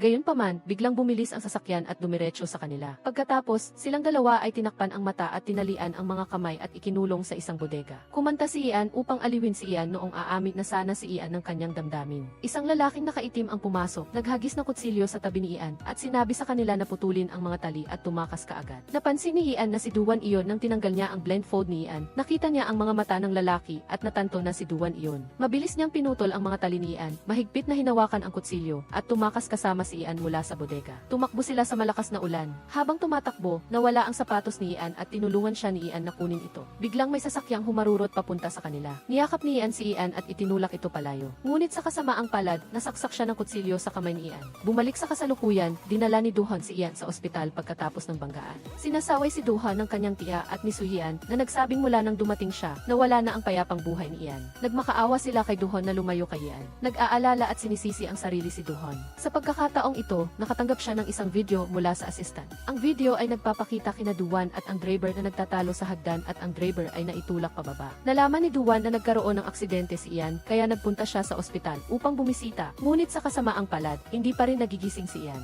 Bago umalis, tinawag ni Duhan si Duan at prang kanyang sinabi na mayroon siyang video na nagpapatunay na si Duan ang nanakit sa driver at hiniling niyang sumuko na. Kasabay nito, inihayag niya kung sino talaga ang nagtapos sa buhay ni Ian. Iginiit ni Duan na hindi niya alam kung sino ang gumawa ng masama kay Ian. Pinaalalahanan siya ni Duhan na kung hindi siya magsasalita, mas maraming tao pa ang mapapahamak at si Ian ang maaaring susunod na biktima. Matigas pa ring sinabi ni Duan na wala siyang alam. Di nagtagal, ginamit ng assistant ang isang anonymous identity upang i-post ang katotohanan tungkol sa pagtatapos ni Duan sa buhay ng driver online at idineklara na mayroong nakakita. Ang balitang ito ay nagdulot ng kaguluhan sa loob. Ngunit hindi pinansin ni Duan ang mga usap-usapan at hiniling sa lahat na magpatuloy sa pag-ensayo ng normal. Muling kinumbinsi niya si Duan na sumuko upang mabawasan ang sentensya. Kasabay nito, tinakot niya si Duan na kung hindi nito sasabihin kung sino ang pumatay kay Ian, ilalabas niya ang surveillance video. Ito ay magpapalit kay Duan bilang mamamatay tao sa parehong kaso ng driver at Ian. Mariing iginiit ni Duan na hindi niya sinaktan si Ian. Sinalungat ito ni Duhan sa pamamagitan ng pagbanggit na kinuha ni Duan ang bag ng driver. Sa loob niyon ay ang ballpen, isang mahalagang ebidensya, at ipinaliwanag ni Duan na Ang ballpen na iyon ay naglalaman ng ebidensya ng katiwalian ni Professor Kang. Ito ay tungkol sa pera ng paaralan at walang kinalaman sa ebidensya ng pananakit. Nais malaman ni Duhon kung bakit nagpunta si Professor Kang sa bar na madalas puntahan ng Draver bago ito namatay. Sinabi ni Duan na binalaan ng Draver si Professor Kang na huwag isipin na walang nakakita noong araw na namatay si Ian. Maliban sa mga tao, maaaring may iba pang nakasaksi. Dahil sa pahayag na ito, patuloy na hinanap ni Professor Kang ang ebidensya na tinukoy ng Draver. 2 beses niyang nakita si Ian sa bar na nagdududa na may nakuha si Ian mula sa Draver. Pagkarinig nito, agad na tumakbo si Duhan sa ospital. Nag-aalala na sasaktan ni Professor Kang si Ian. Ngunit huli na siya. Sinamantala ni Professor Kang na nag-iisa si Ian sa kanyang silid at kinuha ang music disc na iniwan ng Draver. Binuksan ni Professor Kang ang disc at natuklasan na wala itong laman. Sa galit, binali niya ang disc at itinapon sa labas ng bintana ng kotse. Nakita niya si Duhan na humahabol kaya nagmamadali siyang umalis. Kinuha ni Duhan ang disc at bumalik upang hanapin si Ian. Naalala ni Ian na ang music disc na ito ay kay Ian. Noong araw na iyon, pinatugtog ang disc na ito sa kotse ni Ian. Ang ballpen naman ay nakuha ni Ian sa lounge. Ibinigay niya ang ballpen kay Ian sa pag-aakala na baka ito ay kay Professor. Inilagay ni Ian ang ballpen sa kanyang bulsa at binalak na ibalik ito kay Professor sa ibang pagkakataon. Pagkatapos, hinila ni Ian si Ian upang magpakuha ng litrato. Naalala ni Duhan ang mapait na araw na iyon kung saan naroon din siya sa konsyerto upang batiin si Ian sa kanyang napakagandang pagtatanghal. Ngunit walang kahit isang brain cell ni Ian ang nakakita sa kanyang presensya. Nakakainis, may isang piraso ng nakalimutang alaala sa pagitan nila, ngunit walang sinuman ang nakakaalam nito. Pagkatapos magpakuha ng litrato, napansin ni Ian si Duhan na nagtatago sa pinto at hindi niya maintindihan kung bakit nag-red alert ang kanyang sistema ng nerbiyos. Sa isang iglap, itinulak ni Ian si Ian upang bumili ng inumin, isang matalinong plano para pigilan silang magkita, na para bang naglalaro sila ng tagutaguan. Gustong makipag-usap ni Duhan kay Ian, ngunit bago pa siya magsalita, hinubad na ni Ian ang kanyang jacket. Sinabing mainit at humiling sa kanya na dalhin ito sa kotse. Mabilis at magalang na aksyon, na para bang gusto niya siyang paalisin ng walang paalam. Sino ang mag-aakala na ang tila walang kwentang jacket na iyon ay magiging isang relic nang makita ni Ian ang isang ballpen sa loob nito. At pagkatapos, pareho silang dinukot ng walang babala, na para bang nanalo sila sa isang masamang raffle, at ang taong humawak ng kutsilyo upang putulin ang mga tali ay walang iba kundi si Zuguan. Matapos makakonekta muli ang mga piraso ng alaala, umiyak si Ian sa telepono habang kausap si Zuguan at humingi ng taos-pusong tawad dahil sa pagkakamali niya na isipin siyang may gawa ng krimen. Humingi rin siya ng tulong kay Zuguan upang hanapin ang totoong maisala, isang kahangahangang pagbabago ng papel mula sa suspect patungo sa detective. Kinabukasan, pumunta si Zuguan upang hanapin si Professor Kang dahil naaalala pa rin niya ng malinaw. Matapos niyang pakawalan sina Ian at Ian, hindi umuwi ang professor upang magbasa ng libro tulad ng inaasahan ng lahat, kundi sumakay sa kotse ng Draver at sinundan sila. Nakita niya mismo na nasaksak sa kamay si Ian ng kutsilyo na hawak ni Ian para sa pagtatanggol sa sarili. Isang pagkakamali talaga. Hindi makatakas si Ian dahil sugatan, kaya sumigaw siya kay Ian na tumakbo na at huwag magpasakit dahil sa kanya. Sinunod ng Draver ang utos at hinabol si Ian. Iniiwan si Professor Kang at Ian na mag-isa, at ang resulta ay binalya ng sasakyan si Ian na ikinamatay niya ng walang paalam. Hindi na kailangang maging isang detective para hulaan kung sino ang nasa likod ng nakamamatay na aksyon na iyon, si Professor Kang. Si Professor Kang, na hindi na nagpapanggap na isang huwarang intelektual, ay sumisigaw na parang nawawala ng signal. Iginigiit na si Ian ang nagbanta sa kanya at hindi siya ang nagbanta kay Ian. Sa isang pagtatanong sa ilalim ng mga ilaw ng pulisya, sa banayad na paghikayat ni Duan, sa wakas ay inamin ni Professor Kang na sadya siyang nagmaneho at binalya si Ian. Ipinahayag pa niya ng mayabang na walang silbi ang pagtatanong kay Du dahil wala siyang iniwang anumang ebidensya, isang mapangahas at walang kabuluhang pagkilos. Pagkaalis ni Professor Kang, tahimik na nakipagkita si Duan kay Eunjo at inutusan siyang ibigay ang susi ng locker kay Duhan kung may mangyari sa kanya kung saan nakatago ang sikreto na kailangan ng kabilang partido. Pagkatapos magsalita, nagpadala si Duhan ng voice recording kay Duhan na siya mismong ebidensya na may kaugnayan sa kaso. Bago pa man matapos ni Duhan pakinggan ang recording, tumawag na si Eunjo upang makipagkita. Ibinigay niya ang susi sa kanya kasama ang isang oral message na parang isang alamat. Samantala, alalabas pa lang ni Duhan sa ospital nang dumating ang pulis at inanyayahan siya sa istasyon. Habang dinadala si Duhan, pumunta si Duhan sa opisina at binuksan ang recording kung saan personal na umamin si Professor Kang sa pagpatay kay Ian. Hindi lang iyon, binuksan ni Duhan ang locker at sa bag ng Draver ay nandoon ang hindi inaasahang mythical ballpen. Ang isang tila walang kwentang ballpen ay naglalaman ng isang memory card na puno ng politika at katiwalian ni Professor Kang, isang maliit na bagay na may malaking gamit. Habang naglalaro ng hindi inaasahang detective, natuklasan niya ang isang bag ng sweldo sa kanyang bulsa. Ito ay maayos na may petsa, kasing profesional ng accounting book ng Ministry of Finance. Ang isang bag ng sweldo ay tumugma sa araw na namatay si Ian.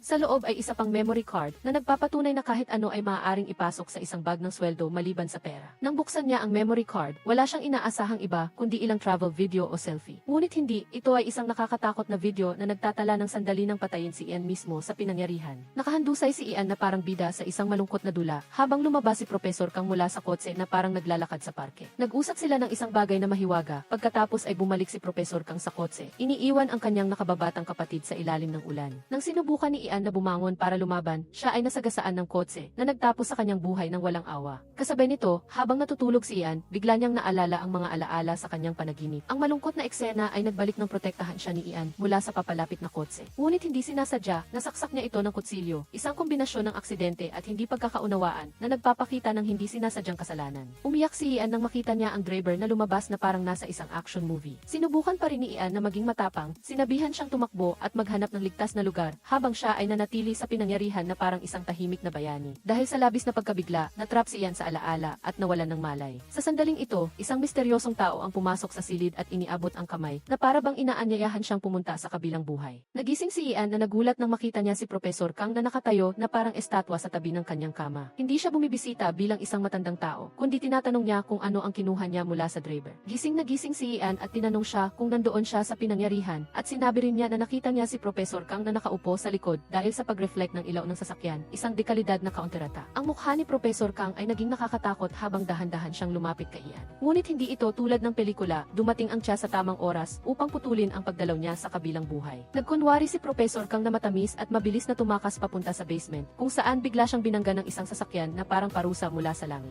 Ngunit ang driver ay walang iba kundi si Duhon, ang kapatid ni Ian, na nagmamaneho habang nagangalit ang ngipin dahil sa matinding paghiganti. Gayunpaman, sa halip na tuluyan na itong banggain, huminto siya na parang isang modelong mamamayan na nagdesisyong ipaubaya na lang ito sa batas. Kahit pa itinanggi ni Professor Kang, ipinakita ni Duhan ang video na parang nasa sinehan na nagpabalikwas sa mukha ni Professor Kang. Ang katotohanan tungkol sa krimen ni Professor Kang ay nabunyag na at wala na siyang kawala. Salamat sa mahiwagang bolpen, ang ebidensya ng katiwalian ni Professor Kang ay naibunyag at hindi na ito matatanggihan. Akala ni Ian at Ian sa una ay bolpen iyon ng ibang profesor, kaya balak pa sana nilang isauli, pero hindi nila alam na iyon pala ang bagay na ipinakiusap ni Ian sa kanyang kapatid na itago. Upang makuha itong muli, kinuha ni Professor Kang ang driver upang paikot-ikutin sina Ian at Ian sa isang paglalakbay sa impyerno. Sa kabutihang palad, si Duan, ang pinakapaboritong estudyante ng profesor, ay tapat na nagtaksil sa kanyang amo at palihim silang pinakawalan. Ngunit hindi ito katulad ng sa panaginip, hinabol sila ng profesor at ng driver na parang sa isang action movie. Sa gitna ng kaguluhan, hindi sinasadyang naisaklit ni Ian ang kutsilyo sa kamay niya kay Ian. Matapang pa rin siyang sinabihan na tumakbo na, habang siya ay naiwan upang harapin ang kanyang kapalaran. Bumagsak si Ian sa isang dalisdis, umindayog ang ulo ng ilang beses at tuluyang nawalan ng alaala. Samantala, pinilit ni Professor Kang si Ian na sabihin kung nasaan ang ballpen, at nang tinawag siyang sakim, nagalit ito at binangga siya ng kotse. Pagdating ni Duan sa pinangyarihan, nakita niya na lang si Ian na nakahandusay doon at ang salarin ay naglaho na parang hangin. Ibinintang ni Professor Kang ang lahat sa driver at binigyan si Duan ng posisyon bilang manager, bilang isang walang laman na gantimpala, kasama ang kondisyon na huwag siyang mag-imbestiga. Ngunit nang matapos ang palabas, hinuli siya ng pulisya kahit papilit niyang itinanggi na si Ian ang nagkasala. Ipinatawag siya, ngunit malinaw siyang nagpahayag na hindi sinasadya niyang nasaktan si Ian at iginiit na nandoon si Professor Kang sa pinangyarihan. Sa malinaw na ebidensya at saksi, kinasuhan siya. Gayunpaman, dahil hindi nagsampa ng kaso ang pamilya ng biktima, pinalaya siya, isang nakakadismayang pagbabago ng pangyayari. Nakipagkita si Ian kay Duan at napagtanto na hindi siya nito pinigilan dahil sa pag-ibig, kundi dahil sa sinaktan siya, isang tahimik at lihim na proteksyon. Nang matapos ang mga kaguluhan, niyaya siya ni Duhan na mag-camping na parang isang magkasintahan sa isang romantic film, kumain at nagtawanan na parang may pista. Bago matulog, hinawakan ni Ian ang kanyang kamay at nagpasalamat na nanatili pa rin sila sa kabila ng lahat ng pangyayari na parang sa isang serye ng nobela. Pagkatapos ng camping trip, ibinigay ni Suhian ang lumang diary kay Ian. Nang makita ni Ian ang tunay na pangalan ni Duhan sa loob, tila ginising ang kanyang alaala. Napagtanto niya na dati siyang assistant ni Ian at marami siyang kinuhang larawan para sa kanya, kasama na ang mga larawan ni Duhan, ang taong matagal na niyang lihim na gusto, ngunit hindi niya matandaan. Sinabi ni Ian na kapatid niya iyon na nasa Amerika at mula noon, lihim na itinago ni Ian ang mga larawan na parang isang kayamanan. Nang makilala niya si Duhon, tumakbo siyang masaya na parang nanalo sa loto, ngunit nakita lang niya ang isang sulat na puno ng kalungkutan. Sa sulat, humingi ng paalam si Duhon sa isang magiliw na paraan dahil ayaw niyang mabuhay siya sa masakit na alaala at hinangad niya lang na maging masaya siya habang buhay. Pagkalipas ng isang taon, naging formal na violinist si Ian sa orchestra. Ang pangarap niya mula noong nagsisimula pa lang siya ay natupad na. Umalis si Duhon sa syudad syudad at bumalik sa kanayunan upang magturo. Nakipagkita siya sa hepe ng departamento at hiniling na makipagtulungan upang magbukas ng isang charity music class at nagbigay pa siya ng mga lumang instrumento sa mga bata. Nang paalis na siya, hindi sinasadyang nakita niya si Eunjo. Nagtinginan sila at ngumiti ng bahagya na parang dalawang bida na katatapos lang sa kanilang mga tungkulin. Nakatanaw si Duhan mula sa malayo habang nagtatanghal si Ian sa entablado na may tahimik na pagmamalaki. Samantala, kumakain si Ian ng instant noodles sa isang convenience store at hindi niya inaasahan na makakasalubong niya ang isang lalaking naghahanda ring kumain ng noodles. Nang itinaas niya ang kanyang ulo, laking gulat niya na si Duhan pala ito, ang taong naglaho na parang usok isang taon na ang nakalipas. Nagalit si Ian dahil naglakas loob itong umalis ng walang paalam. Ngunit umamin si Duhan na iniisip niya ito araw-araw at hindi na siya aalis pa. Naghawak kamay silang dalawa sa gitna ng tindahan ng instant noodles na nakangiting masaya na parang hindi sila dumaan sa anumang bagyo. Iyan na, tapos na ang palabas. Mag-subscribe sa aming channel sa loob ng 3 segundo para suportahan kami. Salamat sa inyong panonood sa aming channel. Magkikita-kita tayong muli sa susunod na pelikula. Okay, tapos na ang review ng pelikula para sa araw na ito. Paalam at makita kayong muli sa susunod na episodes.